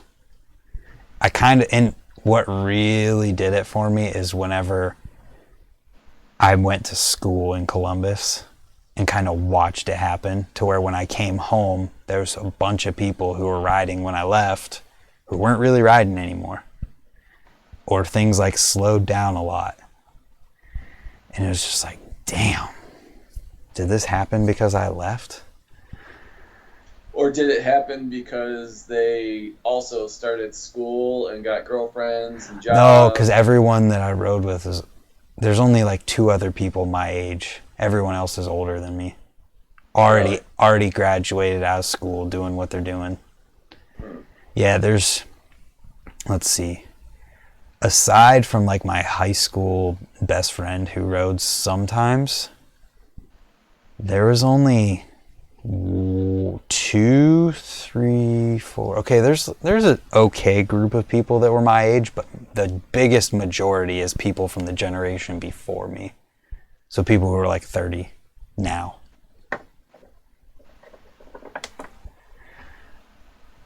You all right? Yeah, my phone's... Yeah. Anyway. Everyone's like, Stoney, what are you saying? Shut up. No, but... So, I can't see it. What's going on in the chat room over there? There's a lot of people who say, like one person said, I feel ya. I want to leave, but I'm the old guy sending it, keeping my scene together. One day I'll hit the road and take off. There's a lot of people talking about that Caden Cernius kid who's like 8 years old. And then someone said, like Ricky said, go see the world and you will make it. Someone else, that guy who said he's the guy holding the scene together, said, I take off for a month and a half and a year paid by my career, and there's way more opportunity traveling around in BMX for sure, but not enough profit to be worth it to quit my job. Mm-hmm. Somebody said, completely agree, Stoney. I don't know when that is, but yeah. Or what that was for. They're not wrong. You have to travel if you want to be successful in BMX. I wouldn't say I'm successful, but I have a following. And I got that following from hitting every single event I could find. Yeah. Going wherever I had to go to get there, you know? Yeah. And imagine if I had the talent to back it up, you know?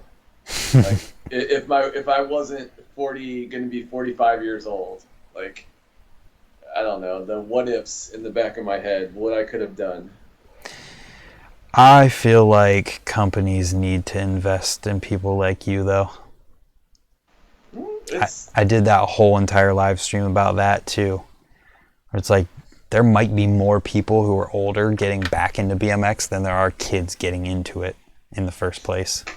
Wait, are you talking about the one you did a couple months ago that got like a ridiculous yes, amount of shares? The one that went Man, nuts. Did it get a lot of shares. It went pretty crazy for a live stream. Yeah, it kind of did. I think it went further than you know. It went pretty far. Are you familiar with Jody Donnelly? I know the name. I just don't really know anything about him. He's the voice of Monster Jam. Oh, okay. He hit me up and he's like, dude, you gotta watch this. And I had already seen it. Yeah. And I was like, yeah, you watch him all the time. Brand's awesome. He's got good stuff. And it was just like, okay, he's not your typical audience. And yeah. He was all about it. He was totally into it. Yeah. Well, he is my typical audience, but he's not at the same time. But the guy, are you in the Ride on BMX Facebook group? Yeah. The guy who runs that hit me up too after that and was pretty excited about it and stuff. Wait, was it Neil? Yeah. Okay. And it's just, I would have liked to do more stuff like that, but it's so hard. I don't really know why that one was so, I know why that one was so good. It was because it was at the very beginning of doing these, and I only did them right after I got out of the shower, whenever I was like in the shower getting heated about something. And I'm like thinking about it, I'm like getting pissed off, and I'm like, yeah. And then I come in here, flip the camera on, and just start talking. Those are the ones that turn out the best. But you're one person thinking about it, and basically you just said what everything else was getting, like building up frustration in other people. Yeah. And you just worded it very well, and it was a conversation that I think all the people sharing it wanted to have, but they didn't have the platform to do it like you did. Yeah, and that's literally what this is supposed to be for. I've told Carl multiple times. I've told a lot of people multiple times. I want to get to a point with the YouTube channel where I can say stuff. I think I told you, where I can say stuff that no one else is saying without the fear of BMX coming down on me and not supporting me anymore. Because guess what? They already don't. Like, the mainstream of it. I don't rely on them for my paycheck, is what I'm saying. Right. They support what I'm doing, and a lot of people are behind it, but I'm not getting paid from it. Like, I don't have sponsors that pay me. I don't have to worry about getting kicked off a Monster and losing my rent check every month because I revealed that this company doesn't pay their sponsored riders or something like that. Or they pay them with a pallet of energy drinks. Yeah. Oh, dude. Freaking I've heard that story. Thumbs down to the Monster Army. Thumbs down, bro. I get it, though. I get that. Monster, it's great marketing. Yes, I get that. Not Monster. Oh my goodness. I get that a case of Monster to a 13-year-old kid is so much cheaper, or not to a 13-year-old kid, probably to hundreds of 13-year-old kids, is cheaper than a TV commercial. I get it. It makes sense. Perfect business. But it's also pretty grimy. Oh, it's completely grimy. You know what, though? I just had a thought, and this is why these are so good. What's that? Maybe it's good that those things exist, because the kids who are doing that are the ones who just want to be sponsored. So let them be sponsored by Monster Army, and don't let them put that energy into something just to get free stuff that's actually involved with BMX. Because there's so many people out there. That's why when you go to concerts and stuff, you get those people who walk up to you, hey, you want some free shit? And everyone's like, yeah, I want to take that and then throw it away when I get home. But what does a pallet of energy drinks run for? I have no idea. All right, let's just say a whole pallet is $300 cost. Yeah. I would rather see the kid get the $300 than the energy drinks. Right. But I've also heard they get the pallets and then they sell them for $1 each, and then they totally go to the bank. Right. Well, that's totally not allowed, but I say hell yeah, go for it. If you're with Monster Energy or Monster Army. Monster Energy, totally different story. They're actually paying people. Yeah. That's the thing too, is like, man, I don't understand. I don't know what I'm getting at here. I just got your message. If that was you, call back. Wow, that was a long time ago. What was I trying to say? Monster Energy selling the cans. Yes. Going to the bank. Sorry. Well, it's just the whole concept of making money in BMX and how it's frowned upon. Like, I feel like it's changing though. Slowly. Slowly? Yeah. Like, Anthony Napolitan threw a contest recently. He's sponsored by that, like, hot dog company or whatever that is, Wiener Schnitzel. I don't know. I don't know what it is. See, look at your face. You're making the face like, what? No, really? I'm familiar with the company. I had no idea that they sponsored action sports. Yeah, and they had he had a contest that they funded. And I don't feel like I heard anyone talking badly about it. I can't say I knew about it. I want to comment on this, but I don't know anything about it. Yeah, I don't know much. But it's just like BMX needs to change its way of thinking. And part of the struggle with this too is it actually the majority of BMX that feels like that acts like making money is bad, or is it just the few people who are commenting on Instagram when everyone else just doesn't care? I think it's the few people on Instagram. I think that's probably it. Because honestly, when I go out and I ride my bike, that's all I'm thinking about. Right. I'm not about Instagram. There's I'm not riding a bike for sponsors or. Yeah. I'm doing it it's my own personal therapy. Right. And that's my reward. And I know that my window is long gone closed to XGames or it was never even open. And I'm very realistic about that. But I'm in a unique situation where the OFG community, they're that's who they saved me from a lifestyle that I need to get out of. Yeah. So when I ride and I film, I don't care about the X Games or this brand bike or any. Those are the people that are hitting me up. Hey, we're riding with you. We're getting something out of watching you ride. Or, yeah. Or hey, come ride. And I've done that. I will just show up at people's parks that they don't know I'm watching their Facebook feeds, but I'll see that, hey, someone's holding a jam somewhere, and I'll just go ride with them. Yeah. And for the sake of riding, and that's what I think more people need to do. Grow your audience and stick to that audience, and the people who were meant to follow are going to follow. Mm-hmm. Yeah. Am I making sense? No, that makes perfect sense. And don't make any compromises. Or, okay, maybe not don't make any. Don't compromise who you are for the sake of something else like that. Like people who say you need to change what you're doing. If I get those too. yeah, and I mean, to an extent, some of it's constructive criticism. Yeah. And you can take things from that. But then you've got people who just criticize for the sake of criticizing. Yeah, they're going to look at whatever you do with a magnifying glass until they find something. Yeah, and I had a comment on a community tab post the other day saying your videos are more boring every day. And I'm like, don't watch it then. Right? There's a whole world out there to explore and live and love. Why are you staring at something you don't like? Yeah, dude. I don't care. If you don't want to watch the video, don't watch the video. I'm not making the video. I'm not making a TV show here. I'm filming what happened.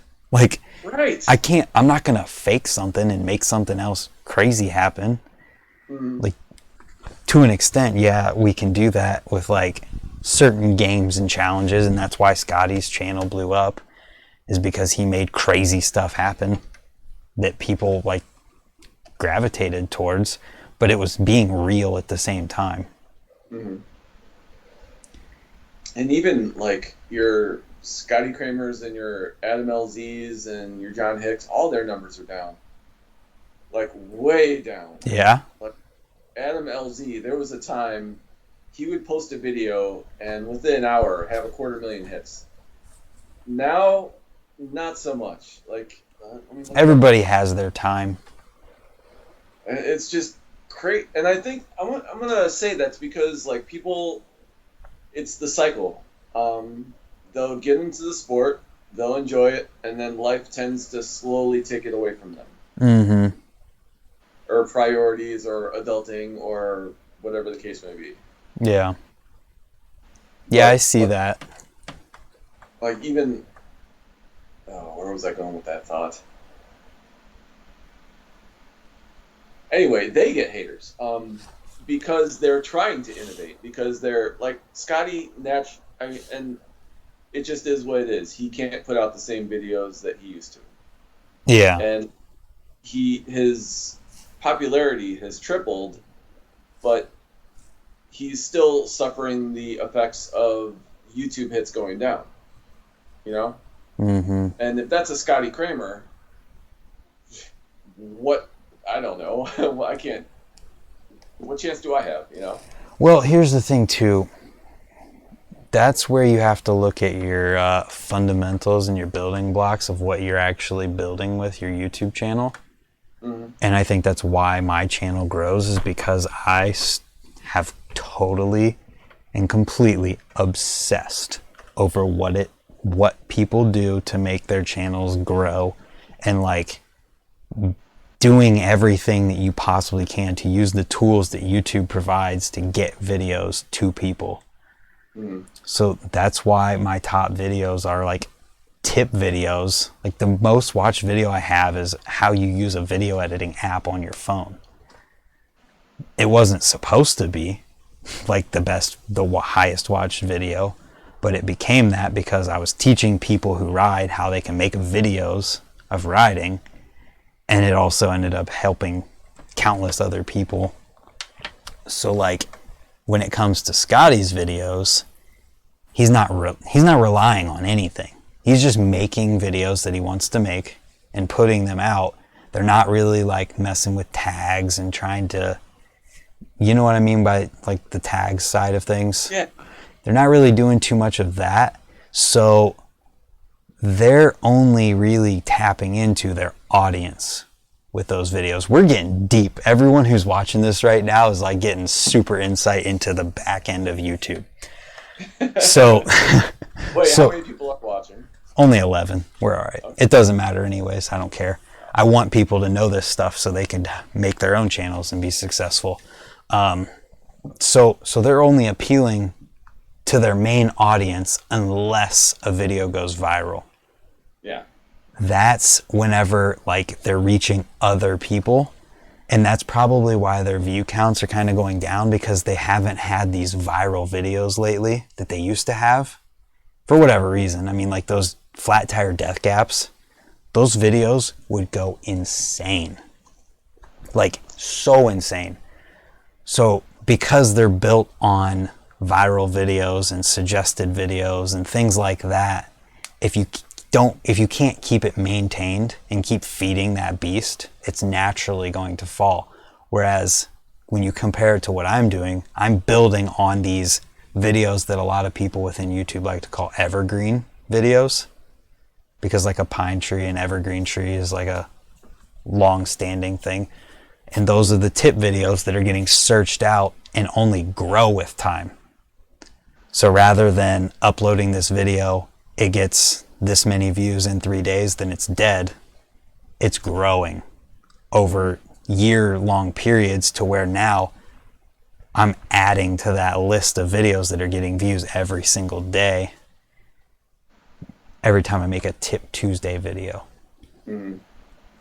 So that's kind of an explanation as to why those channels might be declining, because they're not really built on a solid base. That's what you could say. They're built on a base that could be like crumbling around them, and eventually it just whittles away to where it's only their main core audience that's watching. Right. Like you can only be the pretty girl at the dance for so long until the next pretty girl shows up. Right. But and for the next pretty girl isn't necessarily a YouTube channel. It could be like, I don't know. I decided I want to start lifting weights, or I want to start watching Stranger Things, or yeah. And the cool thing for Scotty and those guys is that they built such a big audience that they're okay. Yeah. Like they're not going to be worried for a while. It would have something pretty drastic would have to happen. I'm surprised that he doesn't have a reality show, honestly. Well, I don't think... Oh, 1 second. I got to say thank you to Chris Furman, $2 super chat, and Kevin Jackson with the new super chat sticker. It's a hot dog. $1.49 there. Thank you, guys. Chris said, yo, keep doing what you do. Thank you, man. Thank you. So what was I getting at? Wait, hold on. That's so awesome that you have people doing that. I know, it's unbelievable. They're supporting you in like the purest sense of support. It's fantastic. I wish YouTube wasn't taking half of it. But they're facilitating it, so what can I say? So what did you just say before all that? About the oh god, what did I say before? oh yeah, okay, so the TV show. Oh yeah. So the thing about Scotty is, because I asked him when I gave him that drawing, I asked him if they did anything, like not anything special, but like they just did anything different, or they tried anything like within YouTube that helped their videos. He said, nope, like we didn't do anything. So I think they're literally just making videos and putting videos out there. I can't really see him like trying to seek something like that out. Right. I feel like if he tried, he'd probably do it tomorrow. Yeah, I agree. Like he has the personality. That kid has a personality that it's just like it's brighter than the sun. It's just. Oh yeah, you can already see the intro, using all of the footage from his crash or before his crash till now. 30-second intro with that, and like, my name's Scotty Kramer. I used to win XGames gold, and then I had a serious accident that left me paralyzed, and now I'm riding again with my friend. I'm getting chills saying this right now. Like, but you're channeling your inner Scotty Kramer. Yeah, but it's like that could easily happen. Like for him, I would love to see it happen, but for my own selfish reasons, I would rather watch him on YouTube. Yeah, because he's going to do whatever he wants instead of some hokey scripted. Hey, we want you to wear a clown suit and go around and I don't know. Oh, you don't have a boss on YouTube other than like YouTube telling you can't be monetized or not, which is a sore subject. I know. I'm sorry. Why you gotta rub salt in that wound? I didn't mean to. Have you reapplied? No. Screw him. I like money. I do all right for myself. And if it happens, cool. If not, I'm still like having the time of my life, you know? Here's my thoughts on this. Okay. Because I've looked at your videos. You have a lot of like random old stuff that went viral that wasn't exactly yours, right? Go on. I think you need to make those disappear and YouTube will be happy again. Think so? Potentially, but that's like a scary thing because you're like, oh, this is pretty cool to have in my trophy cabinet. Yeah. I wouldn't want to delete it either. Like some of my old wrestling stuff, I still have on my channel, and it's blood and guts, and it's not advertiser friendly, and I know it, but that was a big part of my life. Yeah, I feel like those old videos might have been what did it, which sucks. I mean, you could try making them private. I did try that. There's a lot of stuff on there private that I couldn't get away with making. I would like be hung on the town in the middle of the town. Yeah. But I don't know. It's. I feel like you deserve something though. You know what? I corn hucked it over the weekend. Yeah, I can tell you this. There was I was walking around getting B-roll footage. I was pretty much just wrapping everything up. because I wanted to head back to the hotel. I had a ridiculous sunburn, and I hear this voice, Stoney, Stoney, and there's this little 13-year-old kid runs up to me, and he's like, "I'm your biggest fan. I watch all your videos. It's been my dream to meet you. I was so wishing you would, how do you say it? I was begging Carl, make Stoney come here," or something along those lines, and that got to me. And like, yeah, I don't have a monetization on YouTube. That was priceless to me. I know, but the thing about it is, like, the monetization part can help fund getting to those places to meet those people, and that's the only thing behind it. Mm-hmm. But again, if there were a hierarchy of reasons to do what I'm doing, I am pretty sure money is the absolute last. Yeah. It's just how it is.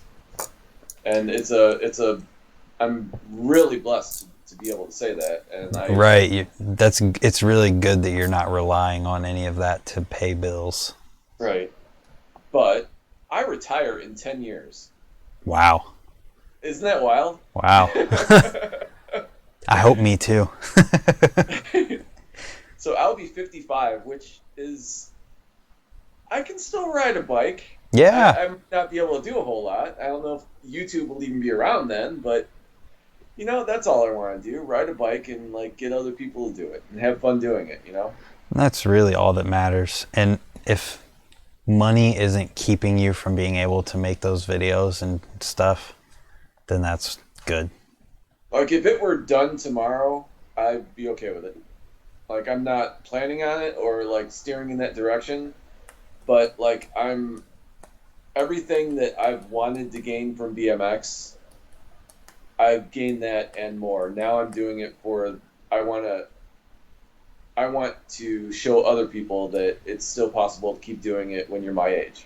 Right. I think there's also not a disconnect, but I think there's a disconnect that needs to happen between getting things from BMX and getting things from videos about BMX. Mm-hmm. Because you're not okay, what you're gaining from your videos and whatnot, what am I trying to say? So what you're gaining from your BMX videos is the following, whatever, and all of that. What you're actually getting from BMX, I feel like you're not taking anything from BMX personally. I think you're giving to BMX entirely. You're wrong. I had before I got into BMX, I was in a bad place. Yeah. I had a bad gambling addiction. Yeah. I just lost my dad. My girl that I was with, we had a ridiculous house that I never should have had. That got taken away from me. And so like BMX saved me from all that. And so when I feel like I'm in debt to BMX, if that makes any sense. But how did you take away from it to get in debt? Say that what? What did you get to be in debt? To be in debt, you've had to have gotten something. Oh, let me tell you about my last gambling binge. I mean, from BMX. Oh, the gratification. Okay, there are people all over the world with real problems and don't have any help. I had the whole OFG community rooting me on, saying, thank you for doing this. Thank you for making a difference. Thank you for getting me back on a bike. Yeah. Just encouraging me. Because I was on a bad path that I wouldn't wish on anybody. Uh-huh. And the OFG community stopped that. They stopped it dead in its tracks, and I turned around with their help. And like in my head, I'm just one person who happens to have a small audience. There's people everywhere. They don't have that audience, but they still have access to a bike. Yeah. And if I can, because like energy is energy.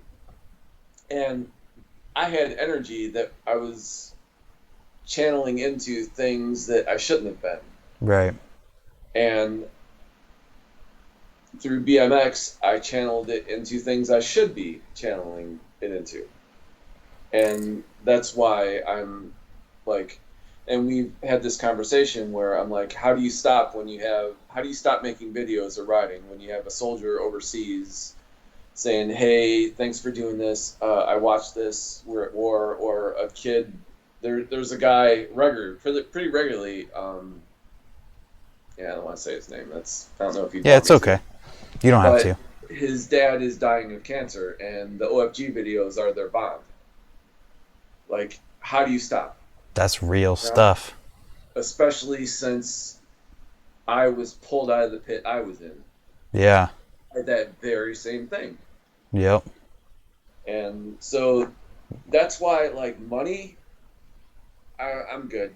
I don't have to worry about a credit card company trying to find me because I took out a cash advance and lost $5,000 at the casino. Yeah. But that was real stuff I had going on. Ooh, that's scary. And that's just one story. I have lots of stories like that. Holy cow. So when I'm saying money's just not my focus. Yeah. And I'm very blessed to be able to say that, and I realize it. Yeah. So I hope I'm not discouraging you from... No, you're not, because okay. I have a totally different, like, motivation, I think. Not that money's my motivation. It's that putting myself in a position where YouTube can pay my bills puts me in a position that I can make way better and more videos for people that will do exactly what your videos, like similar to what your videos are doing for people. Helping people. You're doing that already, though. Yeah, but I'm also... You're not making the money for it. What I'm also doing is fucking killing myself because I have 2 part-time jobs and I make a video every single day. Which is props to you, dude. It's not easy. It's literally it's not easy and it sucks sometimes, and there's times where I'm literally sitting here at my computer right now like this, like I'm falling asleep, and then I'll bounce back up and I'm like, oh god, I gotta get this video done right now so I can go to bed. And my motivation is get YouTube to the point where I don't have to have those 2 other jobs so I can put all of the energy into the videos. They say everyone on YouTube is one video away from having a rocket on their back and just shooting to the moon. And according to the law of averages, you have to do it at some point. Bro, I'm at 1,200 videos. I hear you. I thought the bottle cap was gonna be it. Man, I woke up at 4 o'clock in the morning, looked at it, it got 300 views in an hour. I was like, oh my god, this could be it. And then it wasn't. Don't you hate that? The ones you think are gonna take off, and they just don't, and then the ones they're a throwaway video, and they get ridiculous hits. I've never had one just blow up. Every single... okay, wait a second. I've had one video go completely insane for a weekend. Okay. It got like 10,000 views. So, that's really great. I don't consider that like completely blowing up. But like, I've never had anything go totally insane. I'll use the Dustin Reese as an example. 38,000 views. I just went there to interview him. I didn't think anything of it. Yeah. And how does it get that many hits? Right. That's not bad. And good for Dustin. He deserves every bit of the attention. I couldn't be any more happy for him. Absolutely. It's awesome. But hold on one second. I have to grab a bottle of water. Yeah. I'm getting a little parched. Kill time. Sing. A, B, C, D. Oh, Thank you guys for hanging out. This has been a stream. How long you been going? 2 hours. Yo, send it. I was gonna do 30 minutes, and then you got on there, and then Ricky called me, and we're in it now. Man. I'm okay with it. So what software do you use to do this? OBS. OBS. It's for the computer, and pretty much the way I'm doing this right now, and what you can't see, is that the camera you're looking through, or you're seeing me on, is a webcam plugged into the computer. Then if you're watching the stream, the camera you're seeing for that is an iPhone that's hooked to my computer. Yo. Because you can use an iPhone as a webcam using OBS. You have to buy a $10 or $15 app, but once you do, you can do that. And then I've got my green screen, which you can see, but they can't because they're looking at you behind me. And what do they see behind you? You, like the Skype video, what you're seeing that you're sending to me as a video, that's behind me. So like we're beside each other right now. Okay. I apologize. I didn't know I was going to be live streaming tonight. I'm still. It's okay. This is more real. This is my whole channel is freestyle. Everything's freestyle. Absolutely. But it's pretty simple. I got my microphone too that's plugged in. All right. This is all stuff that I already had. Thank you, Brian Lawrence. Just sent a $5 super chat and said, love the channel. Yo. Well, I love you. I'm getting more and more comfortable responding to these. At first it was super chats? Yeah, at first it was just like, oh, this is happening. Like, do you get people, and I mean this with the most respect, it's just uncomfortable to me. I don't know how to respond to it. Like, I'll be somewhere with a merch booth set up, selling OFG stuff, and someone will buy something, and then they'll try to give me more money. Oh.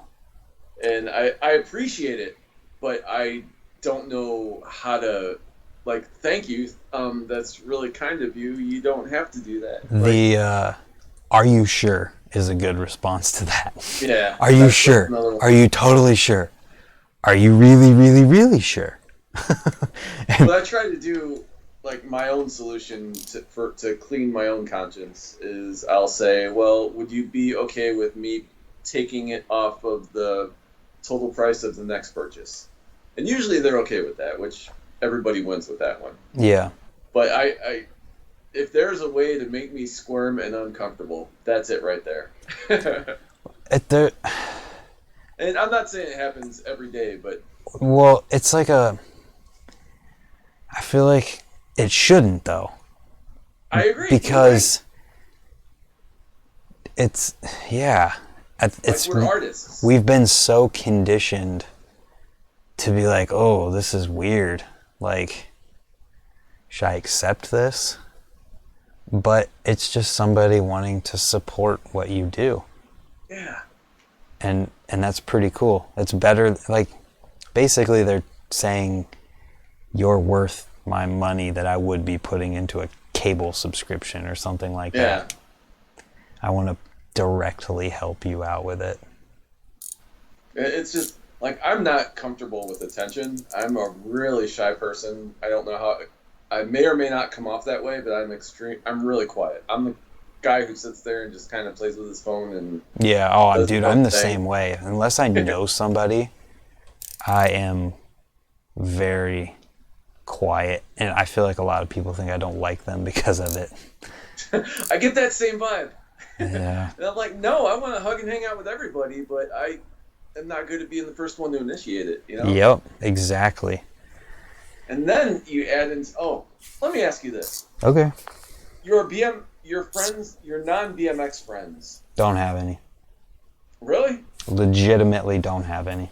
Even like people you grew up with that you see every once in a while? The only people that I mean, okay, so the only people that I grew up with that I was friends with were people like, so there's one who used to ride and who's got me into riding, who's my neighbor growing up. He doesn't ride anymore. So, I mean, I would still consider him a BMX friend. Okay. And just, he's my neighbor. And then the other one doesn't ride a ton, but we just rode on Saturday. So, like, he still rides. So, I have friends who, like, I am very aware that I am a very small very small fish in a pretty small pond. I'm very aware of that. yeah. I have friends that, like, they'll see the things I'm posting on Facebook and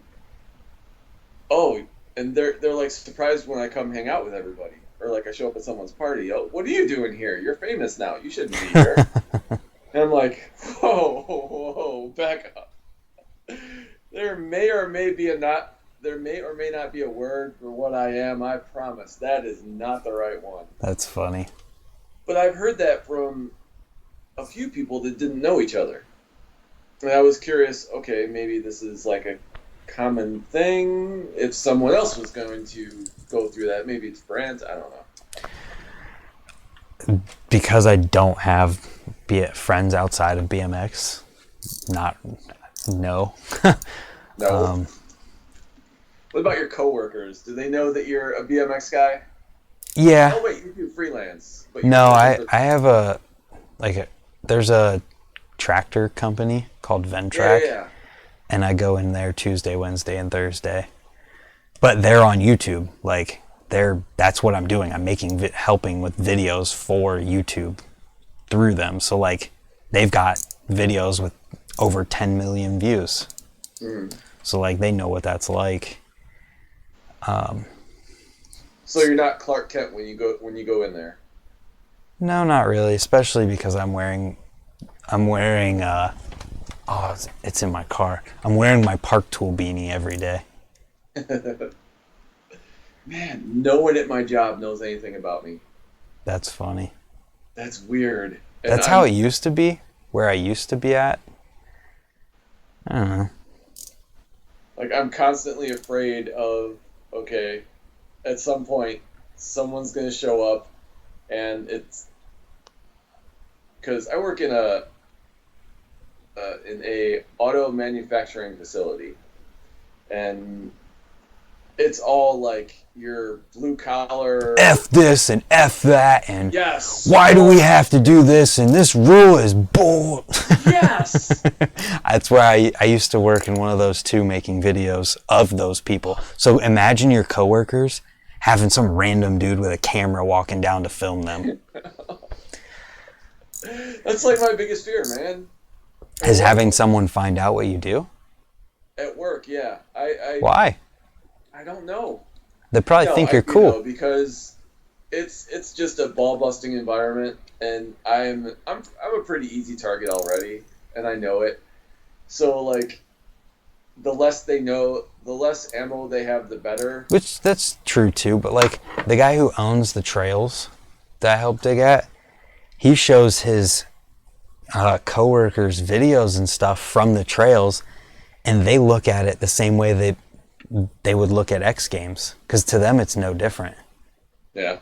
Like, they look at videos of like him jumping these trails or anyone he shows them, and it's like, oh my god, that's crazy. Like, you're friends with those people, and just, it's larger than life to them. What most likely would happen is, oh, you ride those kid bikes. Oh, go ride your kid bike.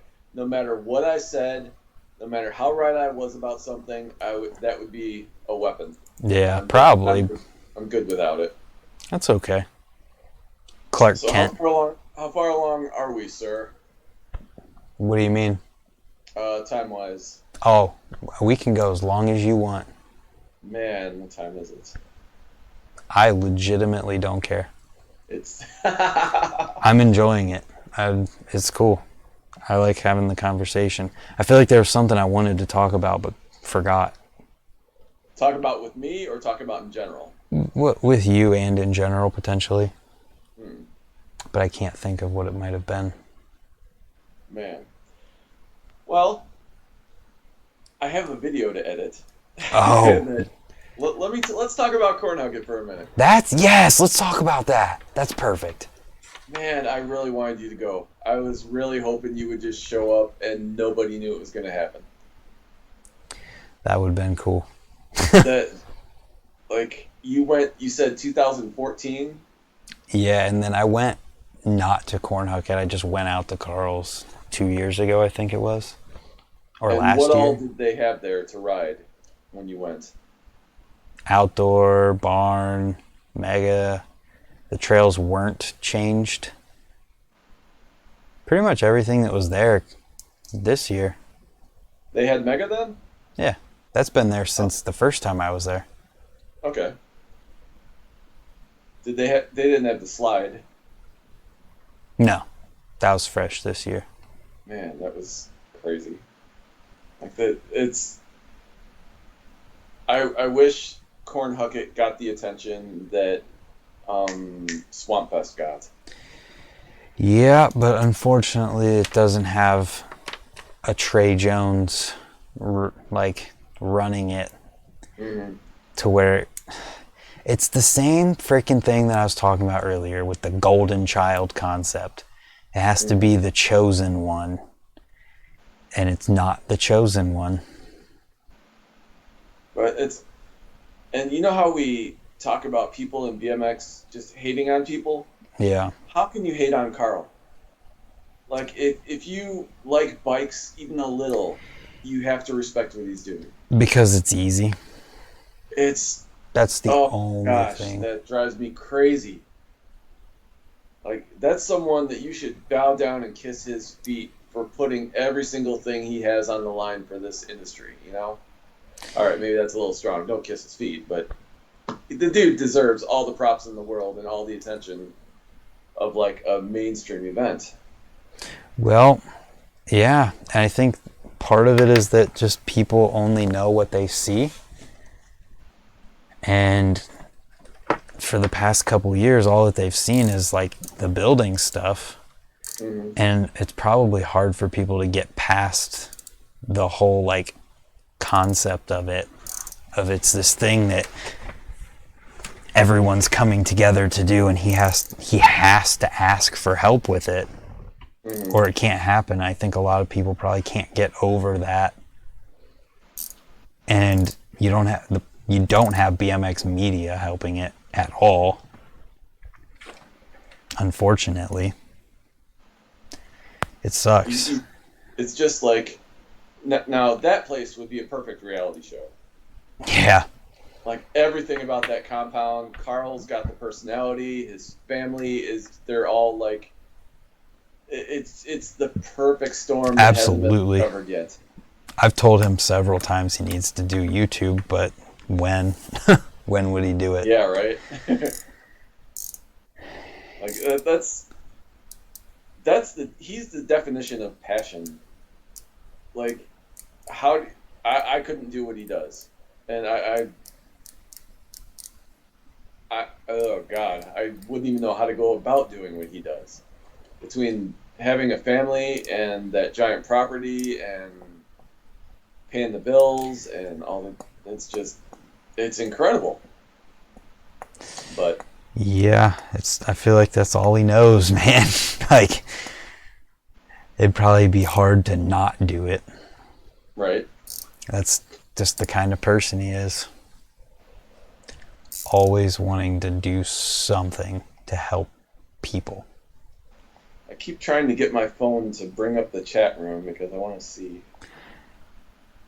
People aren't really talking about it. One person said Corn Hucket was a blast and that it was underlooked. And someone asked about Trey Jones. what it looks like. I just followed Stoney on Instagram. Oh, thank you, Kiss BMX. Trey does seem burnt out, but I don't know. Trey, there's a lot of people who have full-time jobs and then do the same amount of work that Trey Jones does. Banton, Adam Banton. Oh, yeah. Adam Blanton. Adam Blanton. Blanton. He's one person who's going to help out with things a lot with nowhere. Yep. Just having him involved is going to help things. Used to work at a car that said that crap till I did a 3 between some cars. Okay, I'm just catching up. Yeah, it's okay. Matt Berenger did go too. Yeah, Matt Berenger. Have you ever watched any of his clips? Yeah. Oh my goodness. He's rad. Yeah, he's just so innovative. And oh wait, you know Fred Gates, right? No. Lip Lord? Oh, is he one of the OGs? Yes. I didn't remember that name. Was he there? Man. Yeah. Did you talk about Lip Lords? No. We talked about life. I got there on the day before, and I was saying hello to the reclamation guys, and Fred's one of them, and we just had like the deepest conversation about life and death and parents, and just it was a therapy session. Sounds good. It was a much needed therapy session on my end. Like I didn't know that it was going to happen. I just saying hi to a friend, and then the next thing I know, my soul is like getting healed. That's good. But like, and I met him at Cornhucket, and battery low. Hold on. Yep. Why are you not charging? All right, I don't know how much longer I'm going to have battery, so. Did it just go to 20%? No, it says 8% and charging. Oh, okay. I started out at like 40, so I should be gaining juice and stuff. Anyway, the whole vibe there that I wish more people knew about is like, you can just walk up to anyone there and it's like you knew them your whole life. And yeah, it's definitely and Carl and I have had this conversation quite a bit. It's the difference between Cornhucket and Swamp Fest is that people can go to Swamp Fest knowing that they can go there and do whatever they want. Just literally whatever they want to. It's like a release. Mm-hmm. They can go there and just do anything they want to do. They can light a car on fire, and they know that they're not going to get in trouble for it. Right. Cornhucket is a family-friendly, like, thing that it like doesn't appeal to the people the same way that Swamp Fest does. Mm-hmm. And it sucks. Nice feet. Man, I can't take that back either. It's okay. They got to get 2.5 hours deep to see that. All right, if they get 2.5 hours deep, they earned it. So if I just fall off, that means my iPad died. What's it at now? I don't know. Oh, okay. It's okay. Turn your screen brightness down. Let's see. Was it all the way up? I don't know. I'm old. I don't know how to work technology. That's okay. Wait, let's see here.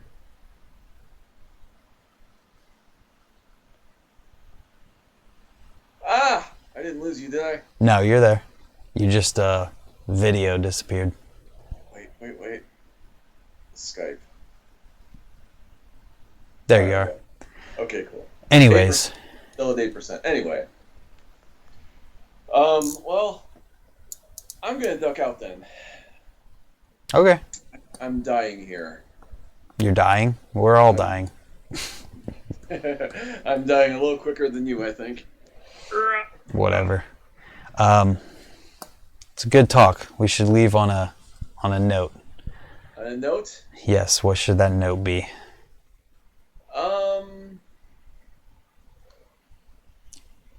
What's something that needs to be advertised that no one's advertising? What's something in BMX that people should be looking into but aren't aware that they should be looking into it, that we can plug? I have no idea. Man. All right. Just support bikes. Right. Be yourself. Yeah. Be yourself. Ricky asked me the other day what I thought the worst thing in BMX was right now. Mm-hmm. And my answer was the normalcy or the normalization of hate. You're right. And just being yourself and accepting people for who they are can get rid of that. Mm-hmm. Like, it's just rolling around on wheels. How does that turn into hate? 5 years from now, literally everything you're saying when you're hating is not going to matter. And the thing I'll leave you on is that when you're hating on someone, you're really just thinking about them. Do you really want to think about someone that you don't like enough to hate on them that much? Don't waste your time. We're all dying one day. We're all going to die, and you're wasting your life. You're literally spending moments of your life that you're never going to get back thinking about and talking about someone that you don't like. Apparently, you like them more than you let on. Like, that energy could be turned into anything else. So why not do it? Exactly. And that's kind of how I live my life. As you should. Try. So, did we do a high five? They can't see that, but we saw it. We experienced it. When will your video be up, Stoney? I haven't even started editing it yet.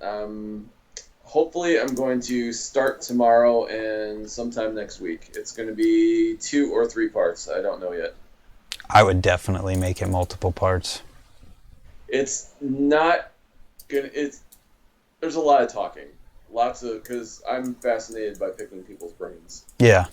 And especially people in BMX, because I want other people to see what they see.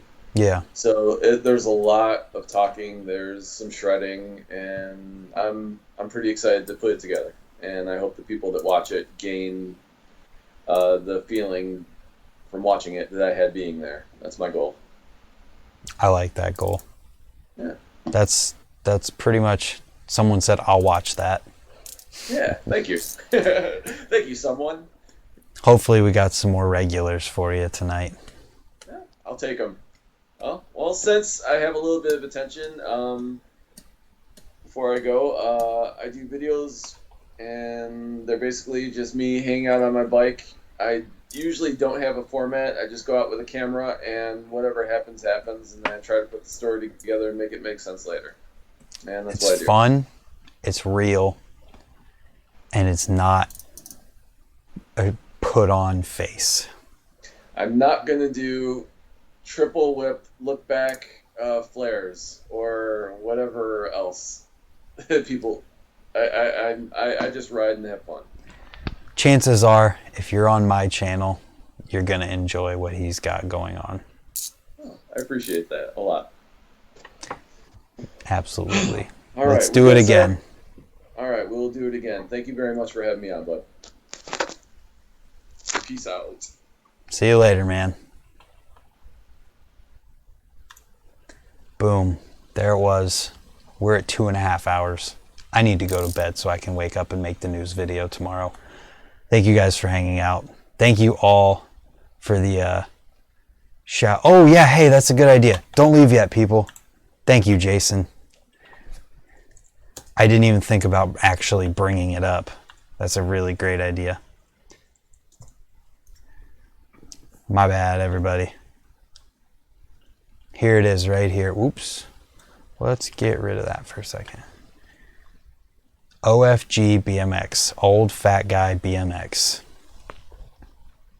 Check it out. You won't regret it. He comes out with videos so you can see 1 week ago, 2 weeks ago. So he's kind of sporadic with it. As he said, he's got full-time jobs, so support him by watching his videos. He has nothing but love for it. As you heard, he does it because he wants to give back. And that's the people that should be getting the love. All right, guys. Hopefully we'll be back on Sunday with Ricky. And I'm going to go to bed now so I can make the news video. 2.5 hours. Holy crap. I was going to stream for 30 minutes. See you guys later and have a good night.